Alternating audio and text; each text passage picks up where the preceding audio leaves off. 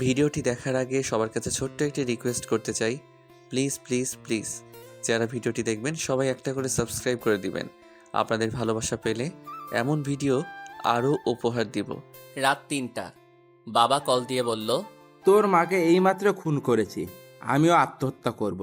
যদি পারিস তো আমাকে ক্ষমা করে দিস। সকালে এসে আমাদের লাশ দুটো দাফনের ব্যবস্থা করিস। এই পৃথিবীতে তুই একা হয়ে গেলি। চিন্তা করিস না, দূরের ওই আকাশ থেকে তোকে আশীর্বাদ সর্বদা করব। আমি কান্না জড়িত কণ্ঠে বললাম, বাবা তুমি এসব কি বলছো? মাকে কেন খুন করছো? আমি তো কিছু বুঝতে পারছি না। নাকি মজা করছো? বেশি কথা বলে সময় নষ্ট করব না। তোর মা এতক্ষণে পরপারে অনেক দূরে চলে গেছে। আমিও এখনই আত্মহত্যা করে তার সঙ্গে হাঁটতে শুরু করব, নাহলে সে হারিয়ে যাবে। বাবা প্লিজ মায়ের কাছে মোবাইল দাও, আমি তার সঙ্গে কথা বলবো। সে তো গলা কাটা অবস্থায় নিশ্চুপ হয়ে ঘুমিয়ে আছে। তুই সকালবেলা তাড়াতাড়ি গ্রামের বাড়িতে চলে আয়। আমাদের দুজনের লাশ যেন পুলিশ পোস্টমর্টম করে কাটাছেড়া না করে। মোবাইল কেটে গেল। সঙ্গে সঙ্গে বাবার নাম্বার আবারও কল দিলাম, কিন্তু নাম্বার বন্ধ। মায়ের নাম্বারে কল দিলাম, রিং হচ্ছে কিন্তু রিসিভ হচ্ছে না। বিছানায় বসে কান্না করতে লাগলাম। আমার রুমমেট তৌহিদ ঘুম থেকে লাফ দিয়ে উঠে আমার কাছে এলো। তারপর আমি তাকে বললাম, আর সে বলল বাড়ির আশেপাশে কারো কাছে কল দিয়ে খবর নিতে। সঙ্গে সঙ্গে চাচাতো ভাই মনিরুরের কাছে কল দিলাম। প্রায় 5 বার কল করার পরে চাচাতো ভাই ঘুম ঘুম জড়িত কণ্ঠে বলল, কিরে লিমন, এত রাতে কেউ কল করে নাকি জরুরি কিছু?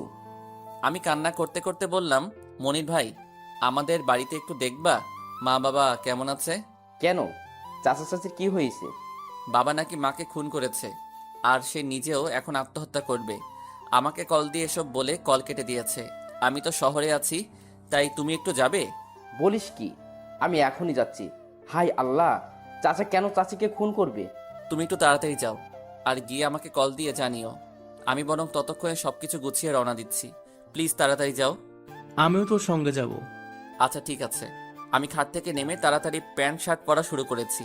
তৌহিদ কি করবে বুঝতে না পেরে আমাকে বলল, সত্যি সত্যি যদি চাচা আর চাচির বিপদ হয়ে যায় তবে তো। প্লিজ এমন বলিস না।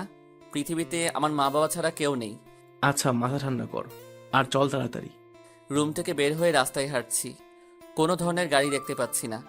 মেইন রাস্তার দিকে গিয়ে কিছু একটা পাওয়া যেতে পারে, তাই স্টেডিয়ামের দিকে যাচ্ছি। মুজোগন্নি বাস স্ট্যান্ডে এসে একটা মাহিন্দ্রা পেলাম।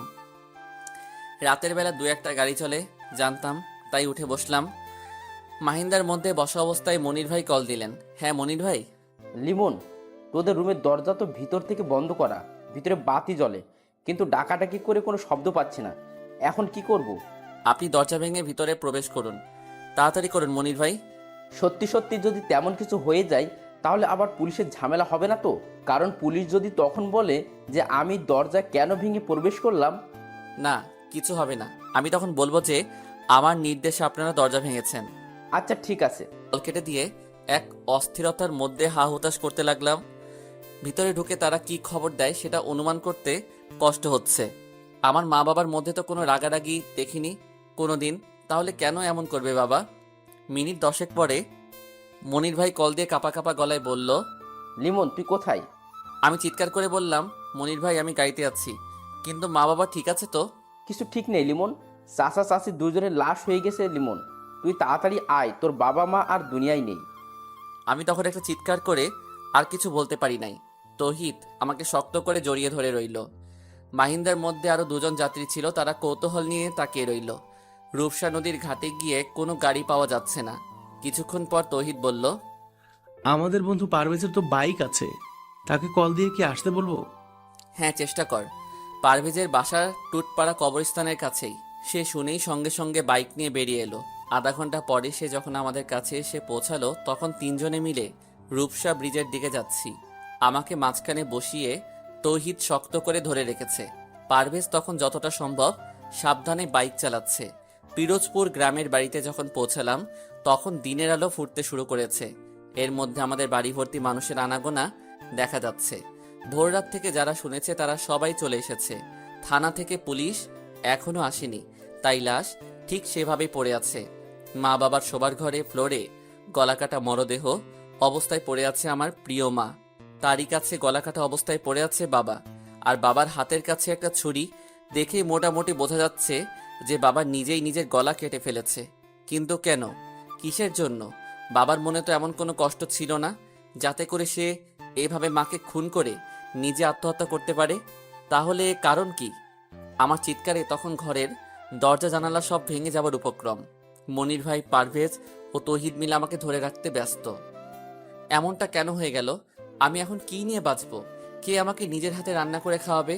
আর কে আমার জন্য বাজারের শ্রেষ্ঠ মাছ কিনে নিয়ে আসবে? হঠাৎ করে চোখ বন্ধ হয়ে যাচ্ছে, সবকিছু চোখের সামনে ঘুরছে, মনে হচ্ছে জ্ঞান হারাচ্ছি। যদি কেউ চোখ মেলে তাকালাম, তখন আমি শুয়ে আছি ঘরের সম্মুখের বারান্দায়। এই বিছানায় আমি বাড়িতে এলে ঘুমাতাম, আর বাড়িতে যখন থাকতাম না তখন বাবা বিকেলে বিকেলে এখানে দুপুরের পরে বিশ্রাম করত। বাবার শরীরে সেই পান খাওয়া গন্ধ নাকে আসছে। ধুম করে বিছানায় উঠে বসলাম। তৌহিদকে বললাম, মা বাবা কই? পুলিশ এসে নিয়ে গেছে। ময়নাতদন্তের পরে নাকি আমাদের কাছে নিয়ে আসবে। অসম্ভব, আমার বাবা বলে গিয়েছে যেন তাদের লাশ কাটাছেঁড়া না করা হয়। কিন্তু তুই হয়তো চাইলে রাখতে পারতি, তবে তুই অজ্ঞান থাকার কারণে কিছু করতে পারিনি। আর পুলিশের কাছে আমি আর মনির ভাই যতটা জানি ততটাই বললাম। তোর কাছে আঙ্কেল কল দিয়ে যা যা বলেছে, তারপর আমরা দুজনে রওনা দিলাম। আর মনির ভাইদের দরজা ভেঙে ভিতরে প্রবেশ করার পর সবকিছু বললাম। এখন আমি আমার মা বাবার লাশ কাটাছেঁড়া থেকে রক্ষা করব কিভাবে? তুই চাইলে একবার চেষ্টা করতে পারিস। আঙ্কেল নিজে যদি আন্টিকে খুন করে নিজে আত্মঘাতী হয়, তাহলে আর কাটাছেঁড়া করে কি হবে? আর বাইরে দুজন পুলিশ এখনো দাঁড়িয়ে আছে, তাদের সঙ্গে কথা বলে দেখতে পারিস। পুলিশের সঙ্গে আমি আবার সবকিছু বললাম। তারা চেয়ারম্যান সাহেবের কাছে খবর দিতে বলে দিল। আমি চেয়ারম্যানকে কল দিলাম, মনির ভাইয়ের কাছ থেকে নাম্বার নিলাম। চেয়ারম্যান সাহেব কিছুক্ষণ পর আমাদের বাড়িতে এলেন।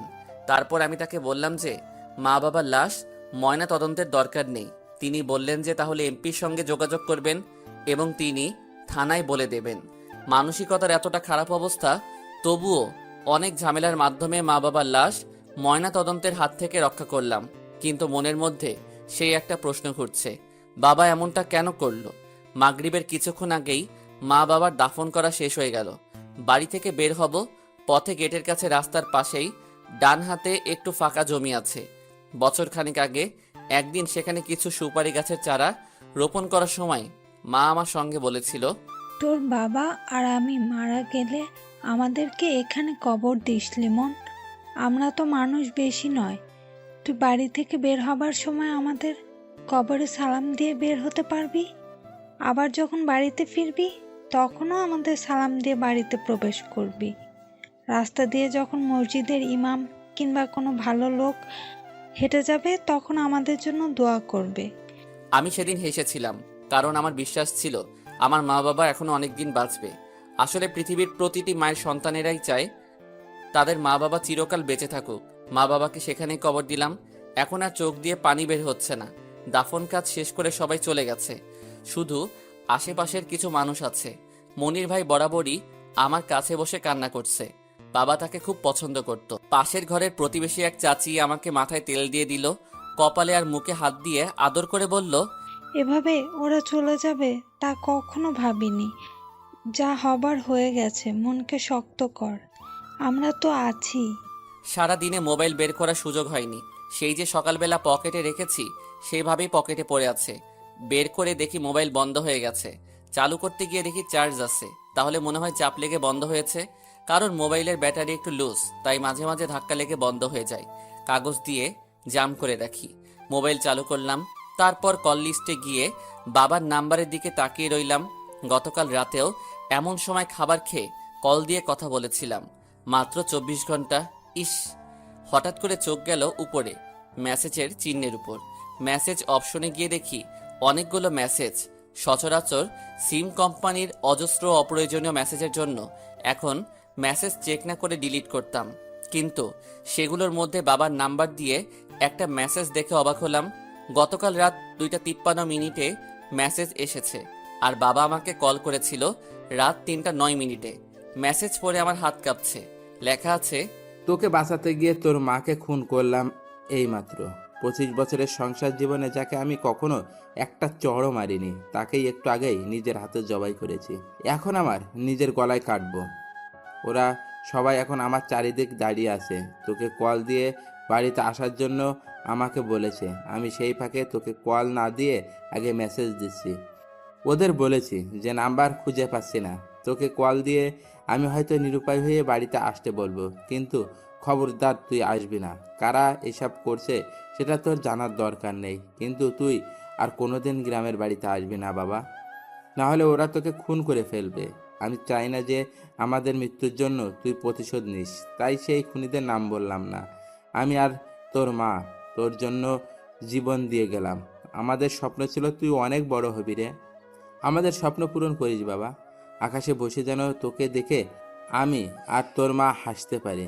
বাবার মেসেজ দেখে শরীর কাঁপছে। আমি তো এই মেসেজ গতকাল দেখিনি। বাবা আমাকে গ্রামের বাড়িতে আসতে নিষেধ করেছে, কিন্তু আমি তো না জেনে চলে এসেছি। তাহলে কি আমাকে এখন তারা খুন করবে? কিন্তু কারা খুন করবে? শেষ রাতের দিকে আমাদের ঘরে আগুন লাগিয়ে দেয় শত্রুরা। আমার তিনজন তখন ঘুমাচ্ছিলাম। ঠিক তখনই তৌহিদ আগুন আগুন বলে চিৎকার করতে লাগলো। আচ্ছা, আরেকটু খুলে বলি। তৌহিদ ও পারভেজ দুজনেই মেসেজ পড়ে চমকে গেল।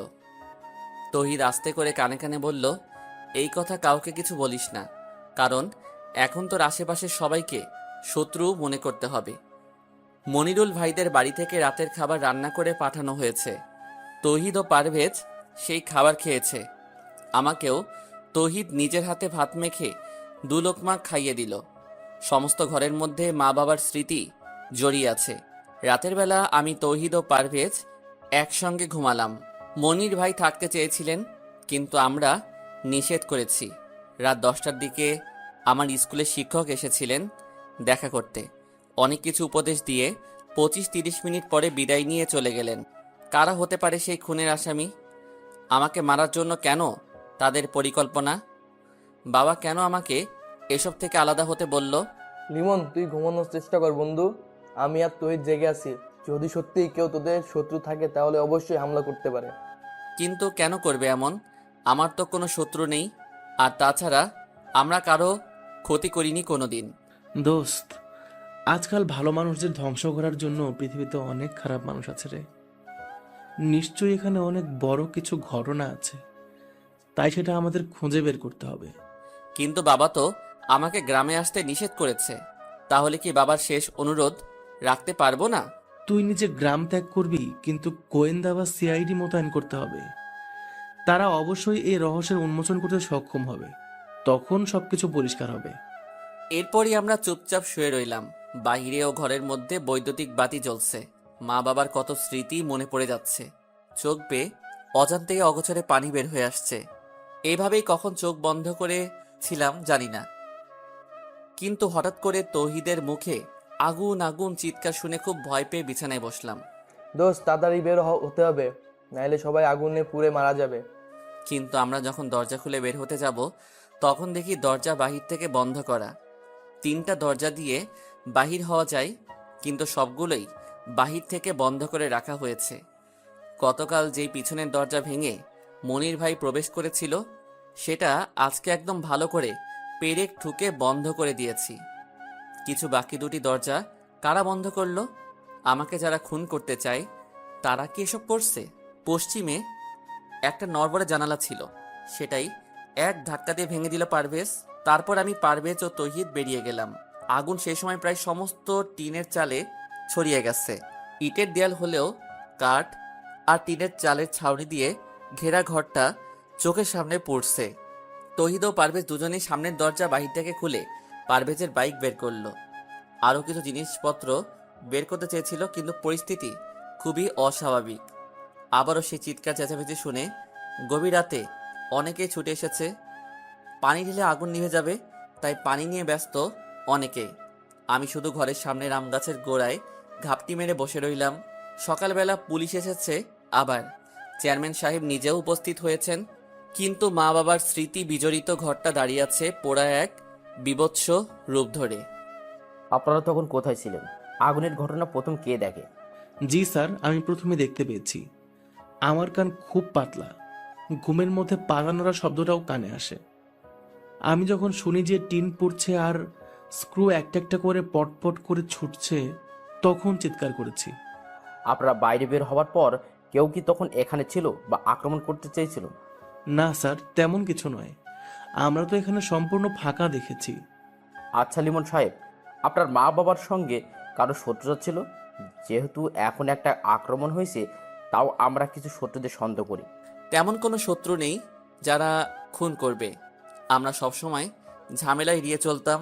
জমি জমা নিয়ে কারো সঙ্গে কোনো বিবাদ ছিল নিজেদের মধ্যে বংশগত ব্যাপারে? দলিল চাচার সঙ্গে পূর্বপাড়ায় একটা রাস্তার পাশের জমি নিয়ে মামলা চলে। তবে বাবা সপ্তাহখানিক আগে বলছিল যে জলিল চাচা নাকি আমাদের জমি ফিরিয়ে দিতে রাজি হয়েছে। এমন তো হতে পারে সেই জলিল পরিকল্পনা করে ইচ্ছে করেই জমি ছেড়েছে, কারণ মনে মনে একদম খুন করার ষড়যন্ত্র ছিল। আমি সেটা জানি না। আপনার কি ধারণা, আপনার মা বাবা দুজনে আত্মহত্যা করেছে নাকি খুন করা হয়েছে? হ্যাঁ স্যার, লিমনের বাবা আমাকে কল করার আগে একটা মেসেজ দিয়েছিল, কিন্তু সেই মেসেজ চেক করা হয় নাই বলে জানতাম না। তাকে কেউ খুব ভয় দেখিয়ে আত্মহত্যা করতে বাধ্য করেছে। ও মাই গড, বলেন কি? দারোগা সাহেব মেসেজটি জোরে জোরে পড়লেন। চেয়ারম্যান সাহেব গভীর চিন্তার মধ্যে হারিয়ে গেল, সেটা বোঝা যাচ্ছে। জলিল মিয়াকে ভালো করে জিজ্ঞেস করতে হবে বলে দারোগা সাহেব বাজারে চলে গেলেন। দুপুর পর্যন্ত অনেকেই আমাদের বাড়িতে ছিলেন। দুপুরে খাবার খেলাম প্রতিবেশী মনু আর কাকার বাড়িতে। কাকিমা রান্না করে ডেকেছিল, কিন্তু আমি যাইনি বলে পাঠিয়ে দিয়েছে। বিকেলের দিকে পারভেজ খুলনা চলে গেল, তবে আমাকে নিয়ে যাবার খুব চেষ্টা করেছে। তুই এখানে থাকলে কিন্তু অনেক বিপদে পড়বি লিমন। তার চেয়ে খুলনা বরং শহরে চল তাড়াতাড়ি, তাহলে সেখানে মোটামুটি নিরাপত্তা আছে। কিন্তু সেখানে আঙ্কেল নিজে তোকে আসতে নিষেধ করেছে। সেখানে তুই কি করবি দোস্ত? নিজের জীবনের বিপদ ডেকে এনে ভুল করিস না বন্ধু, চল আমার সঙ্গে। আমি রহস্যের শেষ দেখে যেতে চাই পারভেজ। কারা আমার মা বাবার সর্বনাশ করেছে, আমি সেই গোপনীয় সব কিছু পরিষ্কার করতে চাই, না হলে শান্তি নেই। তুই বরং সাজু ভাইয়ের সাহায্য নিতে পারিস। তোর মনে আছে সাজু ভাইয়ের কথা? হ্যাঁ মনে আছে, কিন্তু তিনি কি আসবেন আমার মা বাবার খুনের রহস্য বের করতে? আমাকে কে বা কারা খুন করতে চায় সেই রহস্যের উন্মোচন কি সাজু ভাই করতে পারবে? আমার বিশ্বাস তিনি পারবেন, কারণ সাজু ভাই হচ্ছে ঠান্ডা মাথার এক রোমান্টিক মানুষ। সকলের সঙ্গে কত সুন্দর মিল, তাই না? সেবার যখন তিনি খুলনা এসেছিলেন তোমাদের ম্যাচের মধ্যে, তখন তো আমরা সবাই দেখা করতে। সাজু ভাই, সজীব ভাই, শফিক ভাই আর রকি ভাই এরা সবাই যে রুমে থাকতো, এখন আমরা সেই রুমেই থাকি। বললাম ঠিক আছে পারভেজ, তুই বরং এখন সন্ধ্যা হবার আগে চলে যা। আমি আর তৌহিদ আগামীকাল সকালে খুলনা আসবো। তারপর সাজু ভাইয়ের সঙ্গে যোগাযোগ করে সবকিছু তাকে জানাবো। তাহলে রাতে থাকতে হবে কেন? মনির ভাই বললেন যে আজকে নাকি রাতের বেলা তিনি কিছু জরুরি কাগজপত্র দেখাবেন, সবকিছু আমাদের জমি জমার বিষয়ে, আর সেই সঙ্গে কিছু গোপনীয় কথা জানাতে চাই। তাহলে এখন দিনের বেলা সমস্যা কি? আমরা যে কতটা বিপদের মধ্যে তা কি সে জানে না? তাদের বাড়িতে সমস্যা হবে না পারভেজ, আর শুধু শুধু চিন্তা করিস না তো। ঠিক আছে, সাবধানে থাকিস, আর আগামীকাল সকালে উঠে রওনা দিস লিমন। আচ্ছা ঠিক আছে। সন্ধ্যার খানিকটা আগে বাজারের মধ্যে গেলাম আমি আর তৌহিদ। কিছুক্ষণ দাঁড়িয়ে থাকার পর একদম কর্নারের হোটেলের মালিক শাহজাহান কাকা আমাকে ডাকলেন। আমি তার কাছে যেতেই তিনি আমাকে নিয়ে হোটেলের পিছনে গেলেন। তার সঙ্গে সঙ্গে আমিও গেলাম। তোমার মা বাবার ঘটনার জন্য সবাই স্তব্ধ হয়ে গেছে, তাই সান্ত্বনা দেওয়ার ভাষা জানা নেই। কিন্তু তোমাকে কিছু গোপনীয় কথা জানাতে চাই, মনোযোগ দিয়ে শুনবে, তবে আমার কথা কাউকে বলবে না। কি কথা শাহজাহান কাকা? তোমার জলিল চাচার সঙ্গে ওপারে যে জমি নিয়ে মামলা ছিল সেটা কেন শেষ হয়েছে জানো? না তো। তোমার বাবা জলিল মিয়াকে ওই জমির জন্য টাকা দিয়েছে নতুন করে। কিন্তু ওটা তো আমাদের জমি, তাহলে কেন বাবা আবার টাকা দিবে? কারণ জমিটা নাকি তোমার খুব পছন্দের। তুমি নাকি সেখানে একটা পার্কের মতো মনোরম স্থান বানিয়ে বাগান করতে চাও। হ্যাঁ, কিন্তু তোমার বাবা আমাকে বলেছিলেন যে তোমার নাকি খুব ইচ্ছে ওখানে বাগান করবে, তাই তিনি অনেক চেষ্টা করেও জমিটা রক্ষা করতে চেয়েছে, কিন্তু নিজেই। জমির বিনিময়ে যদি জলিল চাচা টাকা নিয়ে থাকে তাহলে আবার ঝামেলা কিসের? সেখানেই ঝামেলা লিমন। আমি তো হোটেলের মানুষ, তাই অনেক কিছু জানি। কারণ বাংলাদেশের মধ্যে হোটেল বা চায়ের দোকানে সবচেয়ে বেশি আলোচনা হয়, দলীয় বা বিরোধী দলীয় সকল পক্ষের কথা জানা যায়। সকালে এক গ্রুপ আর বিকেলে অন্য গ্রুপ। আপনি কি তেমন কিছু জানেন? না বাবা, তবে আমারও পরিবার আছে, তাই বেশি কিছু বলে বিপদে পড়তে চাই না। যতটুকু বললাম ততটুকু দিয়ে খুঁড়তে আরম্ভ করো। কিছু খুঁড়তে আরম্ভ করো, সাপ এমনিতেই বের হবে।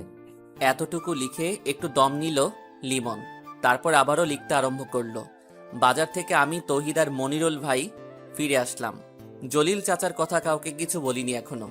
সাজু ভাই, আমি শুধু আপনার কাছে এগুলো জানিয়ে দিচ্ছি। বাড়িতে ফিরে এসে বারবার মনে হচ্ছে যে বিকেলে পারভেজের সঙ্গে চলে গেলে ভালো হতো, কারণ রাত যতই গভীর হচ্ছে ততই ভয় লাগছে। সবাই খাবার খেয়ে এখন ঘুমিয়ে আছে। রাত 11টা পেরিয়ে গেছে, আর গ্রামের বাড়িতে রাত 11টা মানে হচ্ছে অনেক রাত্রি। আমার কেন যেন মনে হচ্ছে আজকে রাতের মধ্যে আমারও কিছু একটা হয়ে যাবে। তেমন কোনো কারণ নেই, তবে বারবার সেটাই মনে হচ্ছে। হয়তো মনের ভয়, কিন্তু মনে হচ্ছে সেটা সত্যি। তাছাড়া ক্ষুদ্র একটা কারণ আছে। একটু আগে হঠাৎ করে জানালার পর্দার আড়ালে কাউকে দাঁড়িয়ে থাকতে দেখেছি। আমি আস্তে আস্তে জানালার কাছে গেলাম, আর তখন কারো পায়ের শব্দ দ্রুত সরে যেতে শুনতে পেলাম। তৌহিদকে সেই কথা বললাম, কিন্তু সে তেমন গুরুত্ব না দিয়ে ঘুমিয়ে আছে।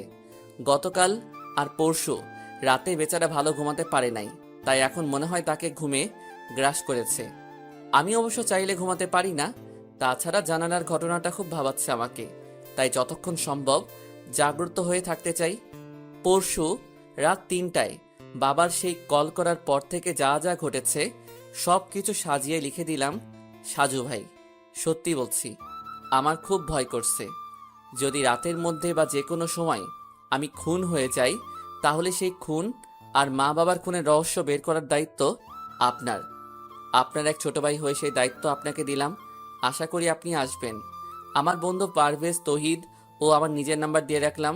যদি তৌহিদও আমার নাম্বারে না পান, তাহলে পারভেজের নাম্বারে কল দেবার অনুরোধ রইল। ইতি মোহাম্মদ লিমন, পিরোজপুর। গতকাল রাতে সাজু ভাইয়ের শরীর অসুস্থ ছিল, তাই তাড়াতাড়ি ঘুমিয়ে গেছিল, আর সকালবেলা অনেক দেরি করে ঘুম থেকে উঠেছে। তারপর ফ্রেশ হয়ে মোবাইলের মেসেঞ্জারে আসতে প্রায় দুপুর 12টা। অনেক পাঠক পাঠিকার মেসেজ এসে জমা হয়েছে। কেউ কেউ এখনো অ্যাক্টিভ, আবার অনেকে আনঅ্যাক্টিভ। সবগুলোর একটু সংক্ষিপ্ত রিপ্লাই করতে করতে হঠাৎ করে গতকাল রাত 12টার মেসেজ চোখে পড়ল। এমডি লিমন আইডি দিয়ে এত বড় একটা মেসেজ এসেছে, সম্পূর্ণ ঘটনা এখানে বর্ণনা করা। সে রাত 3টায় কল দিয়ে কথা বলা, শুরু থেকে গতকাল রাত পর্যন্ত ঘটে যাওয়া ঘটনার বর্ণনা। খুব মনোযোগ সহকারে সম্পূর্ণ ঘটনা পড়ল সাজু ভাই। তারপর বেশ কিছু সময় চোখ বন্ধ করে কিছু ভাবতে লাগলো। তৌহিদ ও লিমন দুজনের নাম্বার সত্যি সত্যি বন্ধ দেখাচ্ছে, তাই পারভেজের নাম্বারে কল দিল সাজু ভাই। বেলা তখন দুপুর 12টা 34। আসসালামু আলাইকুম, কে বলছেন? ওয়ালাইকুম আসসালাম, সাজু ভাই বলছি। তুমি কি লিমনের বন্ধু পারভেজ? জি ভাই, কেমন আছেন ভাইজান? আপনার কথা গতকাল রাতেও লিমনের সঙ্গে আলোচনা করেছি, কিন্তু আপনি নিজেই আজকে আমাকে কল দিলেন। ভাইজান, আমার বন্ধু খুব বিপদ, একটু সাহায্য করবেন? তোমার বন্ধু লিমন গতকাল রাতে আমাকে সম্পূর্ণ ঘটনা টেক্সট করেছে, কিন্তু আমি একটু অসুস্থ, তাই রাতে রিপ্লাই করতে পারিনি, আর সকালেও অনলাইনে ছিলাম না। তোমার বন্ধু লিমন কেমন আছে? ভাই, একটুও ভালো না। কেন? আজকে সকালে তো তৌহিদ আর লিমন শহরে যাবার কথা, যায়নি? না ভাই, গতকাল রাতে ওদের দুইজনকে কারা যেন গায়েব করে দিছে। সরাসরি খুন করিনি, কিন্তু ধরে নিয়ে গেছে। দরজা ভিতর থেকে বন্ধ করা আছে, কিন্তু সেই বাড়িটা মাটি দিয়ে উঁচু করে তার উপর কাঠ দিয়ে নির্মাণ করা, তাই কাঠের নিচ থেকে মাটি খুঁড়ে রুমে ঢুকেছে।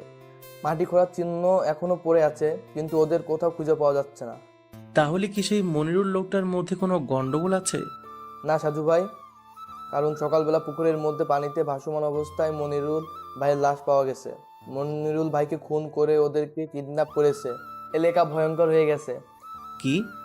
লিমনের মা বাবা দুইজনের কবরের মাঝখানে একটা কাগজ পাওয়া গেছে, সেই কাগজে লেখা আছে, সরি আব্বাজান। কেউ ভাবছে লিমন আর তৌহিদ খুন করে এখান থেকে পালিয়ে গেছে, আবার কেউ বলছে তাহলে ওভাবে দরজা না খুলে মাটি খুঁড়ে বের হব, তো উপযুক্ত কারণ পাচ্ছি না। কিন্তু সকল মানুষের কথা কানে না নিয়ে সরাসরি গিয়ে সাজু দেখতে যাচ্ছে। সাজুদের গ্রামের বাড়ি বাগেরহাট, যেহেতু তাদের পাশের জেলা হচ্ছে পিরোজপুর, তাই সরাসরি সে আগে বাড়িতে যাবে। তারপর সেখান থেকে নিজস্ব বাইক নিয়ে পিরোজপুর যাওয়া যাবে। গুলিস্তান থেকে দোলা পরিবহনের লঞ্চ পারাপারের গাড়ির টিকিট সংগ্রহ করলো। অনেকদিন পর সে গ্রামের বাড়িতে যাচ্ছে। দাদা দাদির সঙ্গে কতদিন তার দেখা হয় না। যেহেতু লঞ্চ পারাপারের গাড়ি, তাই ফেরির মধ্যে অপেক্ষা করার ঝামেলা নেই। কবে যে স্বপ্নে সেই পদ্মা সেতু নির্মাণ কাজ শেষ হবে। গ্রামের মধ্যে এখন এক অস্থিরতা তৈরি হয়ে গেছে, যেটা কল্পনার মধ্যে ছিল না। পুলিশ সারাক্ষণ শুধু আনাগোনা করছে, প্রায় সবাইকে কিছু না কিছু জিজ্ঞেস করা হচ্ছে।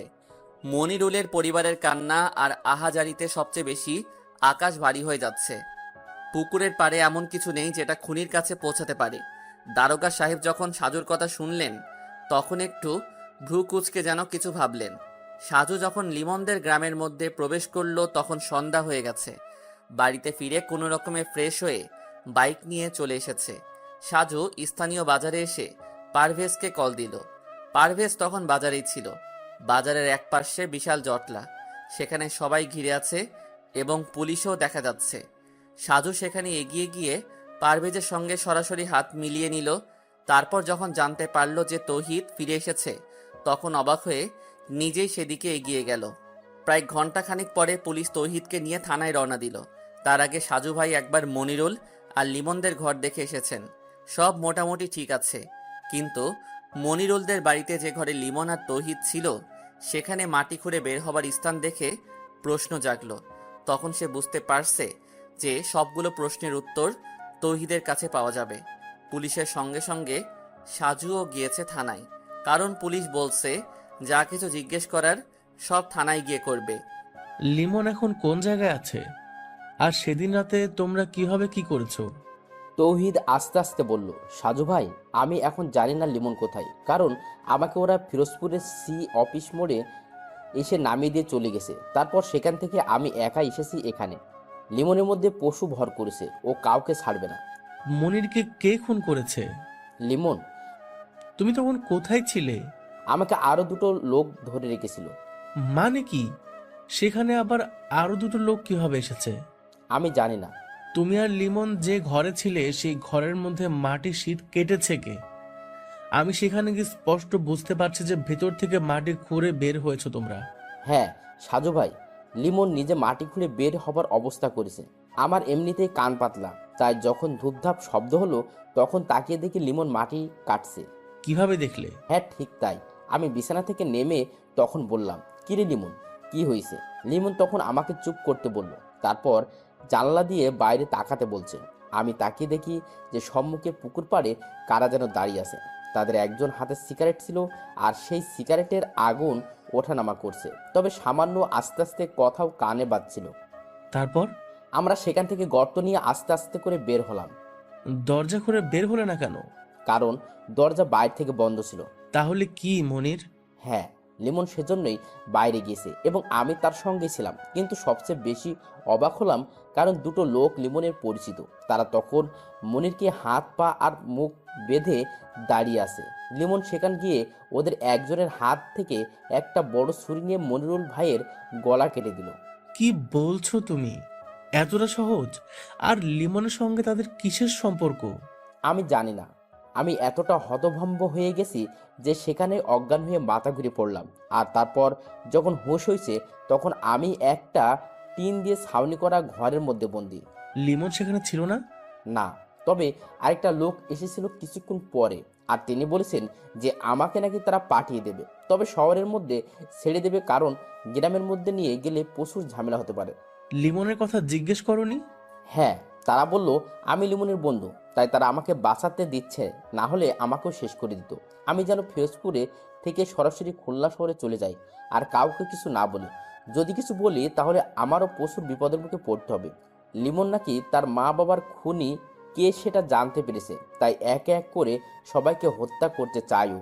আর যেহেতু তার বাবা তাকে এসব খুনোখুনি করতে নিষেধ করেছে, তাই সরি আব্বাজান ব্যবহার করবে। কিছুটা বুঝতে পারছি, কিন্তু এখনো অনেক কিছু জানার বাকি। তবে লিমনের সঙ্গে যোগাযোগ করা আমার খুব দরকার। যিনি আমাকে এখানে আসার জন্য অনুরোধ করছে, সে নিজেই এখন... আমি এসব বলতে চাই নাই, কিন্তু গ্রামের সবাই আর পুলিশ আমাকেও সন্দেহ করেছে, তাই এখন বাধ্য হয়ে বলছি। ঠিক আছে, তুমি আপাতত পুলিশের হেফাজতে থাকো, তারপর দেখি কি করা যায়।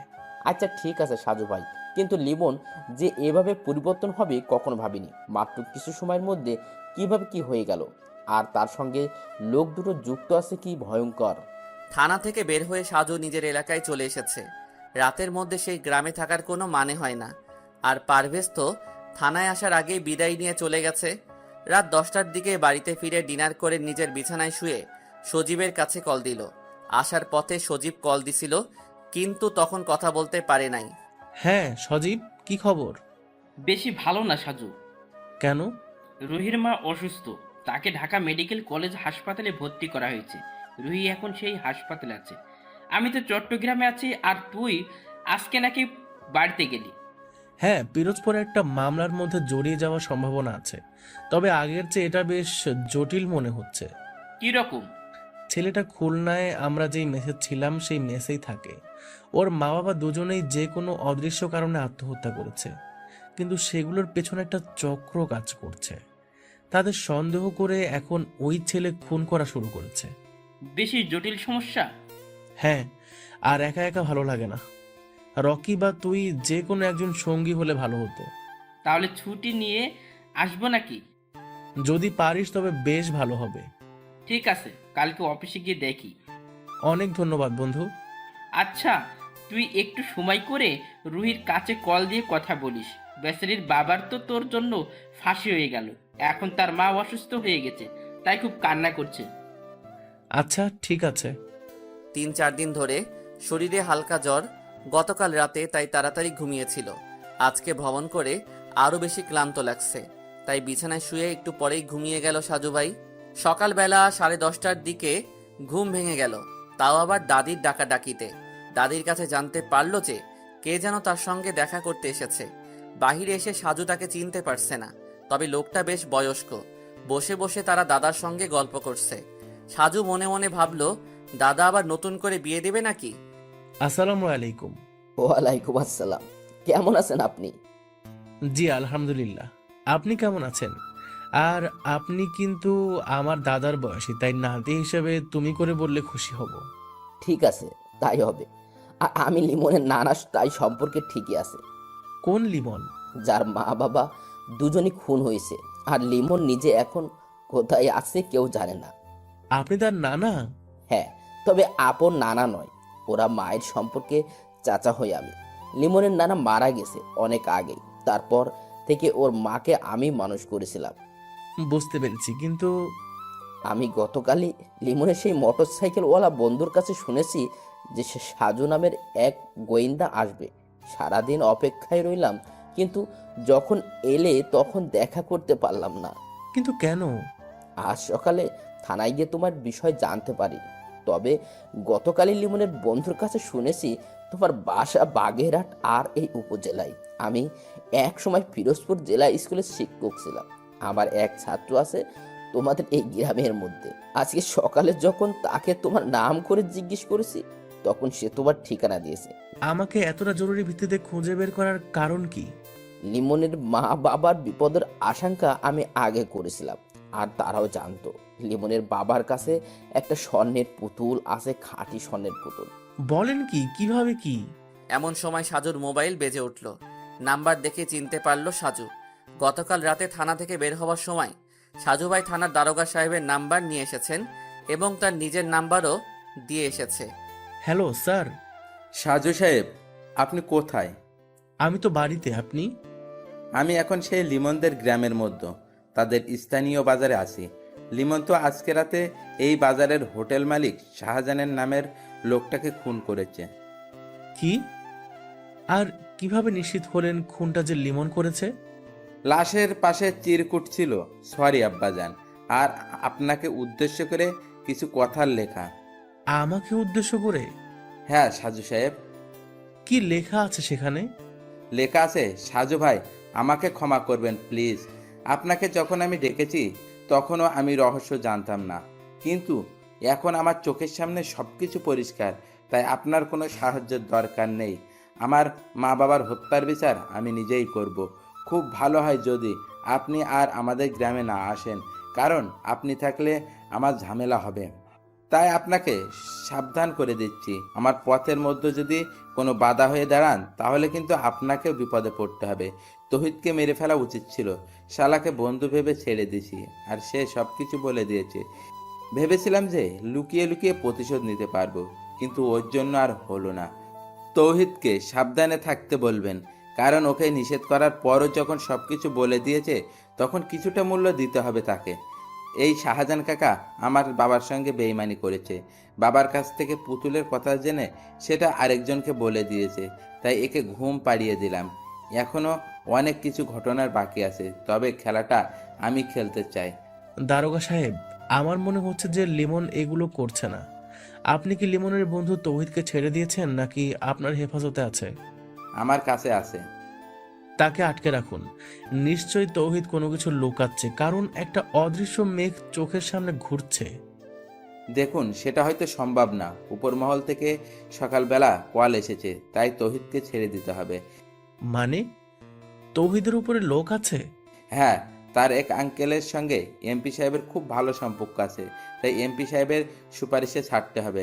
নিশ্চয়ই কোনো ঝামেলা আছে, না হলে তো এমন ছোট্ট বিষয় নিয়ে এমপি সাহেবের মাথা ব্যথা হবার কোনো কারণ নেই। আর একটি কথা সাজু সাহেব, জি বলেন। আপনাকে আর এই মামলার বিষয়ে এদিকে আসতে হবে না। আমরা সবাই লিমনকে ধরার চেষ্টা করছি। কিন্তু কেন? এখানে কোনো রহস্য নেই। সকালবেলা আমরা অর্ডার পেয়েছি যে লিমনকে যে কোনো মূল্য ধরে ফেলতে হবে, কারণ নিজের মা বাবার জন্য সে এখন হিংস্র মরিয়া হয়ে গেছে। সেই জন্য তাকে এই মুহূর্তে থামানো দরকার। আপনি কি লিমনের বাবার কাছে একটা পুতুল ছিল সেই বিষয়ে কিছু জানেন? কিসের পুতুল? স্বর্ণের পুতুল। না, জানতাম না, কিন্তু লিমনের চিঠিতে পুতুলের কথা উল্লেখ করা হয়েছে। ঘটনা কি? আমিও সঠিক জানি না, তবে সত্যি সত্যি যদি লিমনের বাবার কাছে সেই স্বর্ণের পুতুল থাকে তাহলে সেটা তিনি কোথায় পেলেন সেটা আগে জানতে হবে আমাদের। তারপর সেই পুতুল এখন কোথায় আছে আর তার সঙ্গে লিমনের নিজের জীবনের কোনো বিপদ আছে কিনা সেটা বের করতে হবে। কিন্তু আপনাকে তো এখন এইসবের মধ্য থেকে দূরে থাকতে বলা হয়েছে। এটা অন্যায়। আমি আমার নিজের মতো কাজ করে যাব, সেখানে বেআইনিভাবে কেউ কিছু যদি বলে তবে মানবো কেন? সেটা আপনার ইচ্ছে, তবে আমাদের কাছ থেকে আপনি কোনো তথ্য বা সাহায্য পাবেন না। আপনাদের কাছ থেকে না পেতে পারি, কিন্তু যদি আপনার কাছে চাই? মানে? মানে হচ্ছে সমগ্র পুলিশের সাহায্য দরকার নেই, শুধু আপনার সহযোগিতা কামনা করছি। আশা করি আপনি আমাদের অনুরোধ রাখবেন, কারণ আপনার মধ্যে আমি সততা দেখেছি। হা হা হা হা, পুলিশের আবার সততা? আমি ব্যক্তিগতভাবে আপনার সঙ্গে যোগাযোগ রাখতে চাই এবং এই মামলার রহস্য বের করতে চাই। আমি চেষ্টা করব আপনাকে সাহায্য করতে, কিন্তু একটা পরামর্শ দেবেন। এখানে অনেক বড় রাজনৈতিক নেতাদের দল জড়িত আছে, তারা কিন্তু যে কোনো সময় যে কোনো কিছু করতে পারে। আপনি নিজের জীবন ঝুঁকিতে না ফেললে আপনার জন্য মঙ্গল হবে। অনেক অনেক ধন্যবাদ স্যার। বুঝতে পারছি সাজু সাহেব। আচ্ছা, বাদ দেন তো এইসব কথা। আপনার যখন যা দরকার সব কিছু আমাকে বলবেন, আমি আপনাকে সাহায্য করতে আপ্রাণ চেষ্টা করব। মোবাইলে কথা বলা শেষ করে সাজু ভাই আবার বুড়ো লোকটার দিকে তাকিয়ে বলল, লিমন তো আরেকটা খুন করেছে, বাজারের সেই শাহজাহান নামের লোকটাকে। বলো কি? আমি বুঝতে পারছি না। আপনি কি আমাকে সেই পুতুলের রহস্যের কি কি কারণ আছে সেটা বলবেন? সেটা বলার জন্য আমি এসেছি। একটু তাড়াতাড়ি বলবেন প্লিজ। আমি খুব অসুস্থ, আমার বসতে কষ্ট হচ্ছে। ঠিক আছে, সংক্ষিপ্ত করে বলে, মাসখানেক হবে লিমনের বাবা সুন্দরবন গেছিল খাঁটি মধুর জন্য। সেখানে যারা সচরাচর জঙ্গল থেকে মধু সংগ্রহ করে তাদের কাছ থেকে খাঁটি মধু কেনার জন্য গেল। একটা লোক সঙ্গে আমাদের ফিরোজপুরে পরিচয় হয়েছে তার। তিনি এখানে মধু বিক্রি করতে এসেছিলেন, কিন্তু মধু বিক্রি যখন শেষ ঠিক সেই সময় তার সঙ্গে দেখা হয়েছে লিমনের বাবার। তারপর সেই লোকটা বলেন যে তার বাড়িতে গেলে বা কিছুদিন পর সে আবার মধু নিয়ে আসবে। লিমনের বাবা তখন তার ফোন নাম্বার রেখে দিয়েছিল এবং নিজে গিয়ে মধু আনবে সেটাও জানিয়েছিল। তারপর যখন সেই লোকটার বাড়িতে গেল তখনই সেই লোকটা বাচ্চা মেয়েটির হাতে একটা পুতুল দেখতে পায়। ফাজলামো করে সেই ওই বাচ্চার হাত দিয়ে পুতুলটা নিয়েছিল, কিন্তু সেটা ধরার পরে হাতের অনুভবে কেমন খটকা লাগলো। লিমনের বাবা একসময় স্বর্ণের কারিগর ছিল, জানো তো তুমি? না, জানতাম না। প্রায় 15 বছর সে কারিগর ছিল, তাই সেই স্বর্ণের পুতুল ধরে কেমন যেন অনুভূত হচ্ছে। সে তখন ওই লোকটার কাছে জিজ্ঞাসা করে পুতুলটা কোথায় পেয়েছে তারা। লোকটা বলে যে তিনি নাকি জঙ্গলের মধ্যে পেয়েছেন, তারপর লুঙ্গির ভাঁজে নিয়ে এসে মেয়েকে দিয়েছেন। তখন সেই লোকটাকে বলে লিমনের বাবা পুতুলটা নিজের সঙ্গে করে নিয়ে আসে। তারপর ফিরোজপুর এসে নিজের পরিচিত পুরনো এক বন্ধুর কাছে গিয়ে সেটা পরীক্ষা করে। আর সেটাই ছিল তার চরম একটা ভুল। চরম ভুল কেন? কারণ সে যেহেতু কারিগর ছিল, তাই চাইলে নিজের ঘরে বসে পরীক্ষা পান, কিন্তু যখন প্রমাণিত হয়েছে যে ওটা খাঁটি স্বর্ণ, তখন তার সেই স্বর্ণকার বন্ধুর মনে শয়তানি আরম্ভ হয়ে গেল। কিরকম? এত বড় একটা স্বর্ণের পুতুল দেখে যে কেউ তো লোভে পড়তে পারে, স্বাভাবিক। তারপর? লিমনের বাবা তখন তার বন্ধুর কাছে সেই মধু বিক্রেতার কথা বলে দেয়। এটা ছিল দ্বিতীয় ভুল, কিন্তু বিশ্বস্ত বন্ধু তাই বলতে দ্বিধা করে নাই। সেই বন্ধু তখনই পরের দিন মধু বিক্রেতার কাছে চলে গেল, কারণ যেখানে ওটা পাওয়া গেছে সেখানে গিয়ে আরো সন্ধান করার জন্য। তারপর? মধু বিক্রেতা তখন কৌতূহলী হয়ে গেল আর বারবার কাহিনী জানতে চাইলো। তখনই তিনি সেই পুতুলটা যে স্বর্ণের পুতুল সেটা তাকে বলে দেয়। হায় আল্লাহ! তখন মধু বিক্রেতা চলে এলো লিমনদের গ্রামের বাড়িতে এবং খুঁজে বের করলো তাদের বাড়ি, কিন্তু লিমনের বাবা পুতুলের কথা অস্বীকার করেন এবং তাকে চলে যেতে বলে। তখন লোকটা গিয়ে সরাসরি চেয়ারম্যান সাহেবের কাছে সবকিছু খুলে বলে। এবার আরেক লোভের জিহ্বা চকচক করা শুরু করেছে। তিনি তখন লিমনের বাবাকে বাজারে ডেকে পাঠালেন এবং খুন হওয়া শাহজাহান ব্যাপারীর হোটেলে বসে সবকিছু তাকে জিজ্ঞাসা করে। আস্তে আস্তে কথাটা ছড়িয়ে গেল দুই একজন বড় বড় মানুষের কাছে, আর তারা ভিন্ন ভিন্ন সময়ে রাতের আধারে দেখতে করতে আসতো। কেউ কেউ হুমকি দিত, আবার কেউ ছলে বলে কৌশলে কথা বের করতে চাইতো। এসব নিয়ে তিনি টেনশন করতেন? হ্যাঁ হ্যাঁ, একদিন আমার কাছে গিয়ে বিস্তারিত সব খুলে বলে আর পুতুলটা আমাকে দেখায়। তখন সে বলেছিল তার বিপদের কথা, তাকে যে কোনো মুহূর্তে কিছু করে ফেলতে পারে সেই কথা। তাহলে তো লিমনের বাবাও লোভী মানুষ, কারণ তিনি এটা একা একা হজম করতে চায়। হ্যাঁ ঠিক, আমি তাকে সেটাই বোঝাতে চেষ্টা করেছি, কিন্তু সে আমাকে ভুল বুঝে চলে আসে। তারপর এর মাত্র 3 দিনের মাথায় এমন একটা মর্মান্তিক ঘটনা ঘটে গেল। সেই পুতুল কোথায় কেউ জানে? এখন পর্যন্ত না, লিমনের বাবা সেটা নিজে মনে হয় লুকিয়ে রেখেছে। এই সমস্ত ঘটনা পুলিশের কাছে না বলে কেন আমাকে বলতে এসেছেন জানতে পারি?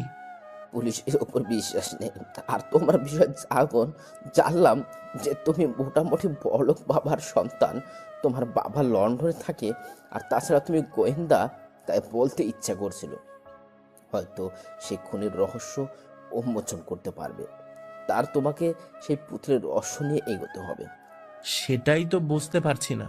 আমি এখন আসি, বেলা প্রায় দুপুর পেরিয়ে গেল। না না, দুপুরে খাওয়া দাওয়া করে যান।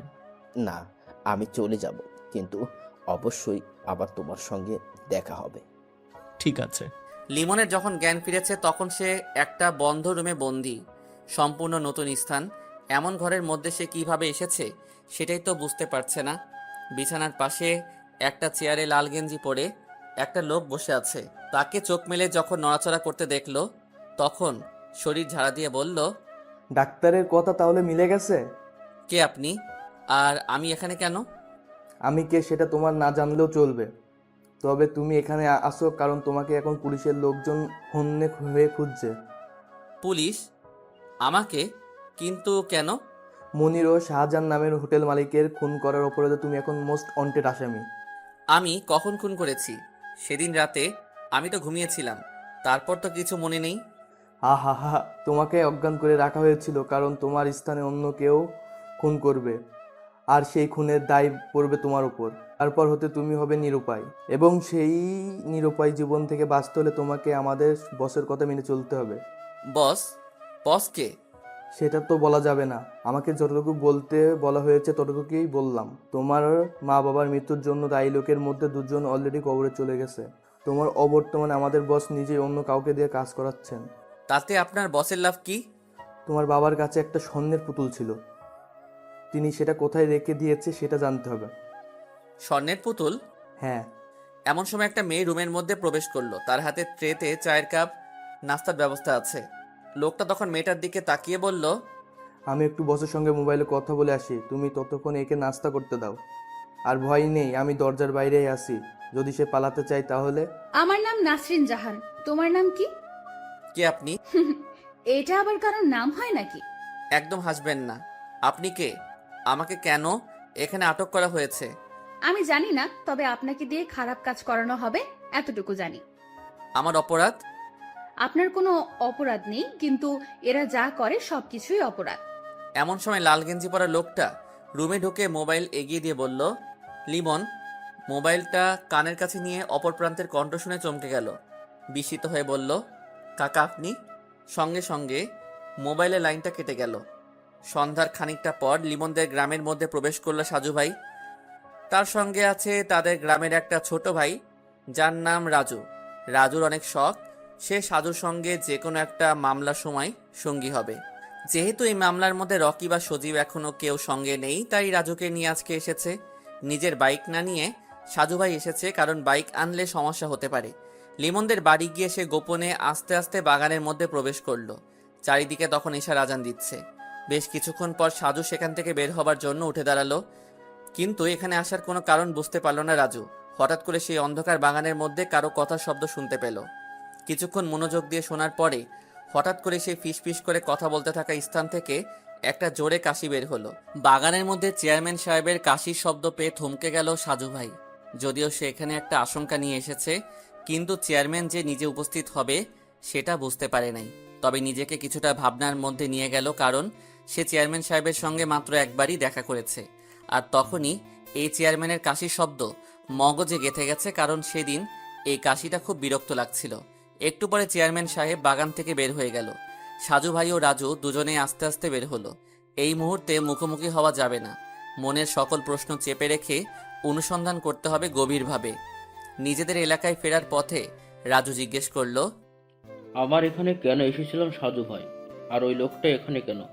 যেহেতু একটা পুতুল নিয়ে সবকিছুর গন্ডগোল, তাই সেটা অবশ্যই কেউ না কেউ অনুসন্ধান করবে। তাছাড়া যিনি এখানে এসেছেন তিনি এলাকার চেয়ারম্যান। তবে আমার অনুমান মিথ্যাও হতে পারে। তাহলে কি চেয়ারম্যান জড়িত? জড়িত হতে পারে, কিন্তু মূল নয়, কারণ এমন করে পরিকল্পনা করার সাহস তিনি একা নিতে পারবে না। লিমনের সঙ্গে কি কোনোভাবে যোগাযোগ করার চেষ্টা করছেন ভাই? না, কিভাবে করব? আমি তো জানি না। আচ্ছা, ভেবে দেখি।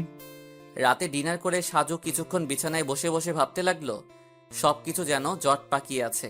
চেইন সেলাইয়ের মতো একবার খুলতে পারলে এক টানে সবটা খুলে যাবে, কিন্তু যদি গিট্টু লেগে যায় তাহলে মেলা মেলা সময় লাগবে। 1. তহিদ কেন মিথ্যা বলেছে? 2. লিমনের বাবার সেই পুতুল এখন কোথায়? 3. মনিরুল লোকটাকে খুন করলো কেন? রাত প্রায় গভীর। বিছানায় শুয়ে অন্ধকার রুমের মধ্যে কান্না করছে লিমন। মা বাবার কথা বড্ড মনে পড়ছে তার। সন্ধ্যাবেলা ঘুমিয়েছিল, তখনই বাবাকে স্বপ্নে দেখলো। অনেক কিছু উপদেশ দিয়ে চলে গেল। ঘুম থেকে উঠে সেই সময় ধরে চোখের পানি পড়ছে। নিজে এখন অপরাধী হয়ে সবকিছুর জন্য দায়ী, অথচ সে কিছু জানেই না। দরজা খোলার ক্যাট করে শব্দ হলো। অন্ধকারে কেউ একজন দরজা খুলে প্রবেশ করলো। যিনি প্রবেশ করেছে তিনি হয়তো লুকিয়ে এসেছে, কারণ সে বাতি অন করে নাই। আস্তে করে বিছানার পাশে কিছুক্ষণ দাঁড়িয়ে রইল। তারপর একটা হাত এগিয়ে দিল লিমনের কপালে। মনে হচ্ছে সেই নাসরিন মেয়েটা এসেছে। লিমনের কপালে হাত দিয়ে কিছু বুঝতে চেষ্টা করলো, কিন্তু গালের কাছে হাত পড়তেই গাল ভেজা অনুভব করে মেয়েটা আস্তে করে বলল, আপনি কি জেগে আছেন? হ্যাঁ জেগে আছি, কিন্তু আপনি এত রাতে এখানে কেন? কি হয়েছে?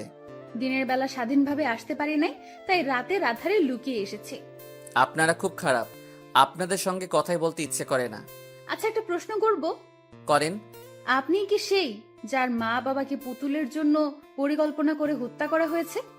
আমার মা বাবা মারা গেছে, এটা সত্যি, কিন্তু কি কারণে মারা গেছে জানি না। আমি সেটা জানার জন্য চেষ্টা করব, কিন্তু আমি তো বন্দি এখানে। আমিও একসময় আপনার মতো একটা খুবই সাধারণ মেয়ে ছিলাম, কিন্তু এদের চক্রের সঙ্গে জড়িয়ে গিয়ে আজ কতটা খারাপ। আপনারা আমাকে মুক্তি দেবেন কবে? জানি না, আমি শুধু এখানে রান্না করি আর সবার জন্য চা নাস্তা তৈরি করি। আপনাকেও কি কিডন্যাপ করেছে? হ্যাঁ, আমি ওদের এখানে বছর খানিক ধরে বন্দি আছি। কতটা কষ্ট হচ্ছে জানেন? কতদিন পেরিয়ে গেল, কিন্তু খোলা রাস্তায় হাঁটতে পারি না। আমারও বারবার আত্মহত্যা করতে ইচ্ছে করে, খুব খারাপ লাগছে। এটা ভুলেও মুখে আনবেন না। সময় সবকিছুই সমাধান করে দিবে, শুধু ধৈর্য ধরতে হবে আর নিজেকে সৎ রাখতে হবে। তাহলে ঠিকই একদিন নতুন সূর্যের দেখা হবে। আপনার সঙ্গে কথা বলে ভালো লেগেছে, তবে আপনাদের বসের পরিচয় জানতে চাই। সেটা আমিও জানি না। এরা সব সময় বস বস করে, কিন্তু আজও তাকে চিনতে পারিনি। নাকি মিথ্যা বলছেন? আচ্ছা, যা সত্যি তাই বললাম। আচ্ছা, আপনি মনে হয় বিরক্ত হচ্ছেন, পরে আবার কথা হবে। ভোরবেলা নামাজ পড়ে বারান্দার চেয়ারে বসে সামনে মাঠের দিকে তাকিয়ে আছে সাজু ভাই, বেশ চিন্তিত, মোবাইল হাতে নিয়ে বসে আছে। একটু আগে সজীব আর রুহি দুজনের নাম্বারে কল দিয়েছে, কিন্তু কেউ রিসিভ করে নাই। দুজনেই গতকাল রাতে তাকে কল দিয়েছে। যেহেতু রুহির মা অসুস্থ, তাই চিন্তা হচ্ছে। তাছাড়া দুজনেই যখন কল দিয়েছে তখন নিশ্চয়ই কোনো কারণ আছে। কিন্তু সকালবেলা উঠে দুজনের নাম্বারই ট্রাই করা হয়েছে, কেউই রিসিভ করে না। অসুস্থ দুর্বল শরীর নিয়ে বসে আছে। দাদি এসে চা দিয়ে গেছে। সেই চা একটা চুমুক দিয়ে সে রেখে দিয়েছে। চিনি একটু বেশি হয়েছে, তাই খেতে ইচ্ছে করে না। আবার ডাক দিয়ে নতুন এক কাপ নিয়ে আসতেও বলছে না। মোবাইলে রুহির কল এসেছে। আসসালামু আলাইকুম সাজু ভাই। ওয়ালাইকুম আসসালাম। কেমন আছো রুহি? আর তোমার মা কেমন আছেন? মোটামুটি ভালো, হাসপাতালেই আছি। গতকাল রাতে তুমি কল করেছিলে, আর সজীবও কল দিয়েছে, কিন্তু আমার শরীর অসুস্থ, তাই মোবাইল সাইলেন্ট করে ঘুমিয়ে গিয়েছিলাম। আপনি কি বেশি অসুস্থ? কাল রাতে সজীবকে আপনার কথা জিজ্ঞেস করেছিলাম, তখন সজীব বলল আপনি অসুস্থ। আর সজীব আপনাকে কল দিয়ে আমাকে কল করেছে। যখন বললে আপনি রিসিভ করেননি, তখন আমার আরো চিন্তা হতে লাগলো। এদিকে আপনি গতকাল গল্প পোস্ট করেন নাই। তুমি কি হাসপাতালে বসেও গল্প পড়ো? তাহলে পোস্ট করার সঙ্গে সঙ্গে একটু সুযোগ করে পড়া শুরু করি, কিন্তু গতকাল পোস্ট করেন নাই, তাই মেলা মেলা মন খারাপ। নতুন মামলার মধ্যে এমনিতে একটু ব্যস্ততা, আর তাছাড়া অসুস্থ আছি। বুঝলাম। সেজন্য সজীবের সঙ্গে কথা শেষ করে আপনাকে কল দিচ্ছিলাম, কিন্তু রিসিভ করতে পারেননি আপনি। ভাবছি গল্প লেখা বন্ধ রাখবো। কেন? কপি করে অনেকেই নিজের নামে পোস্ট করে, তখন আসল লেখক খুঁজে বের করা যায় না। সবাই তো জানে মোহাম্মদ সাইফুল ইসলাম ওরফে সাজু ভাই হচ্ছে আসল লেখক, তাহলে সেখানে আবার সমস্যা কি? সবাই জানে না, তবে অনেকেই তো জানে। আপনি তাদের কথা বাদ দিয়ে লেখা চালিয়ে যান সাজু ভাই, আর আমার মায়ের জন্য দোয়া করবেন প্লিজ। সব সময় দোয়া রইল। আর আমি ঢাকা থাকলে অবশ্যই দুবেলা করে দেখা করতাম। সজীব বলেছে সে নাকি আসবে। ওর নাকি ছুটি নেই। হ্যাঁ ভাই, তবে বলেছে যে বৃহস্পতিবার রাতে বাসে করে আসবে, সারাদিন হাসপাতালে থেকে আবার বিকেলে চলে যাবে। বাহ বাহ, রুহি সজীবের কি অসাধারণ প্রেম। আপনি না হলে কিন্তু আমাদের পরিচয় সম্ভব ছিল না সাজু ভাই। কপালে লেখা ছিল, তাই তোমাদের পরিচয় হয়ে গেছে। সেখানে আমি কেবলমাত্র ওসিলা। তবে দোয়া করি দুজনেই বিয়ে করে সারা জীবন একসঙ্গে যেন ভালোবাসা নিয়ে থাকতে পারো। সকল বিপদের দিনগুলো যেন ধৈর্যের সঙ্গে অতিক্রম করতে পারো, সেই কামনা রইল। অনেক ধন্যবাদ সাজু ভাই। আর দিতে হবে না। সকাল 9টার দিকে দারোগা সাহেব কল দিয়ে বলল, সাজু সাহেব, একটু আগে তৌহিদকে ছেড়ে দিতে হয়েছে। সে এখন জেলের বাইরে, তাই তার দিকে লক্ষ্য রাখবেন। তারপর সাজু ভাই পারভেজের নাম্বারে কল দিয়ে তৌহিদের নাম্বার নিল। তৌহিদকে যখন কল দিল তখন তৌহিদ বাসের মধ্যে বসে আছে। হ্যালো, কে? তৌহিদ, আমি সাজু ভাই বলছি। তুমি এখন কোন জায়গায় আছো? ভাই, আমি বাসের মধ্যে বসে আছি। কোথায় যাও? বাড়িতে নাকি? না ভাই, খুলনায় মেসেজ যাচ্ছি। আমার গ্রামের বাড়িতে অলরেডি সবাই জেনে গেছে আমি জেলে ছিলাম। এই মুহূর্তে গ্রামের বাড়িতে যেতে লজ্জা করছে, তাই মেসের মধ্যে যাব। তুমি একটু সাবধানে থেকো, সব সময় বাহিরের মধ্যে ঘোরাঘুরি কম করবা। কেন সাজু ভাই? এমনিতেই বললাম।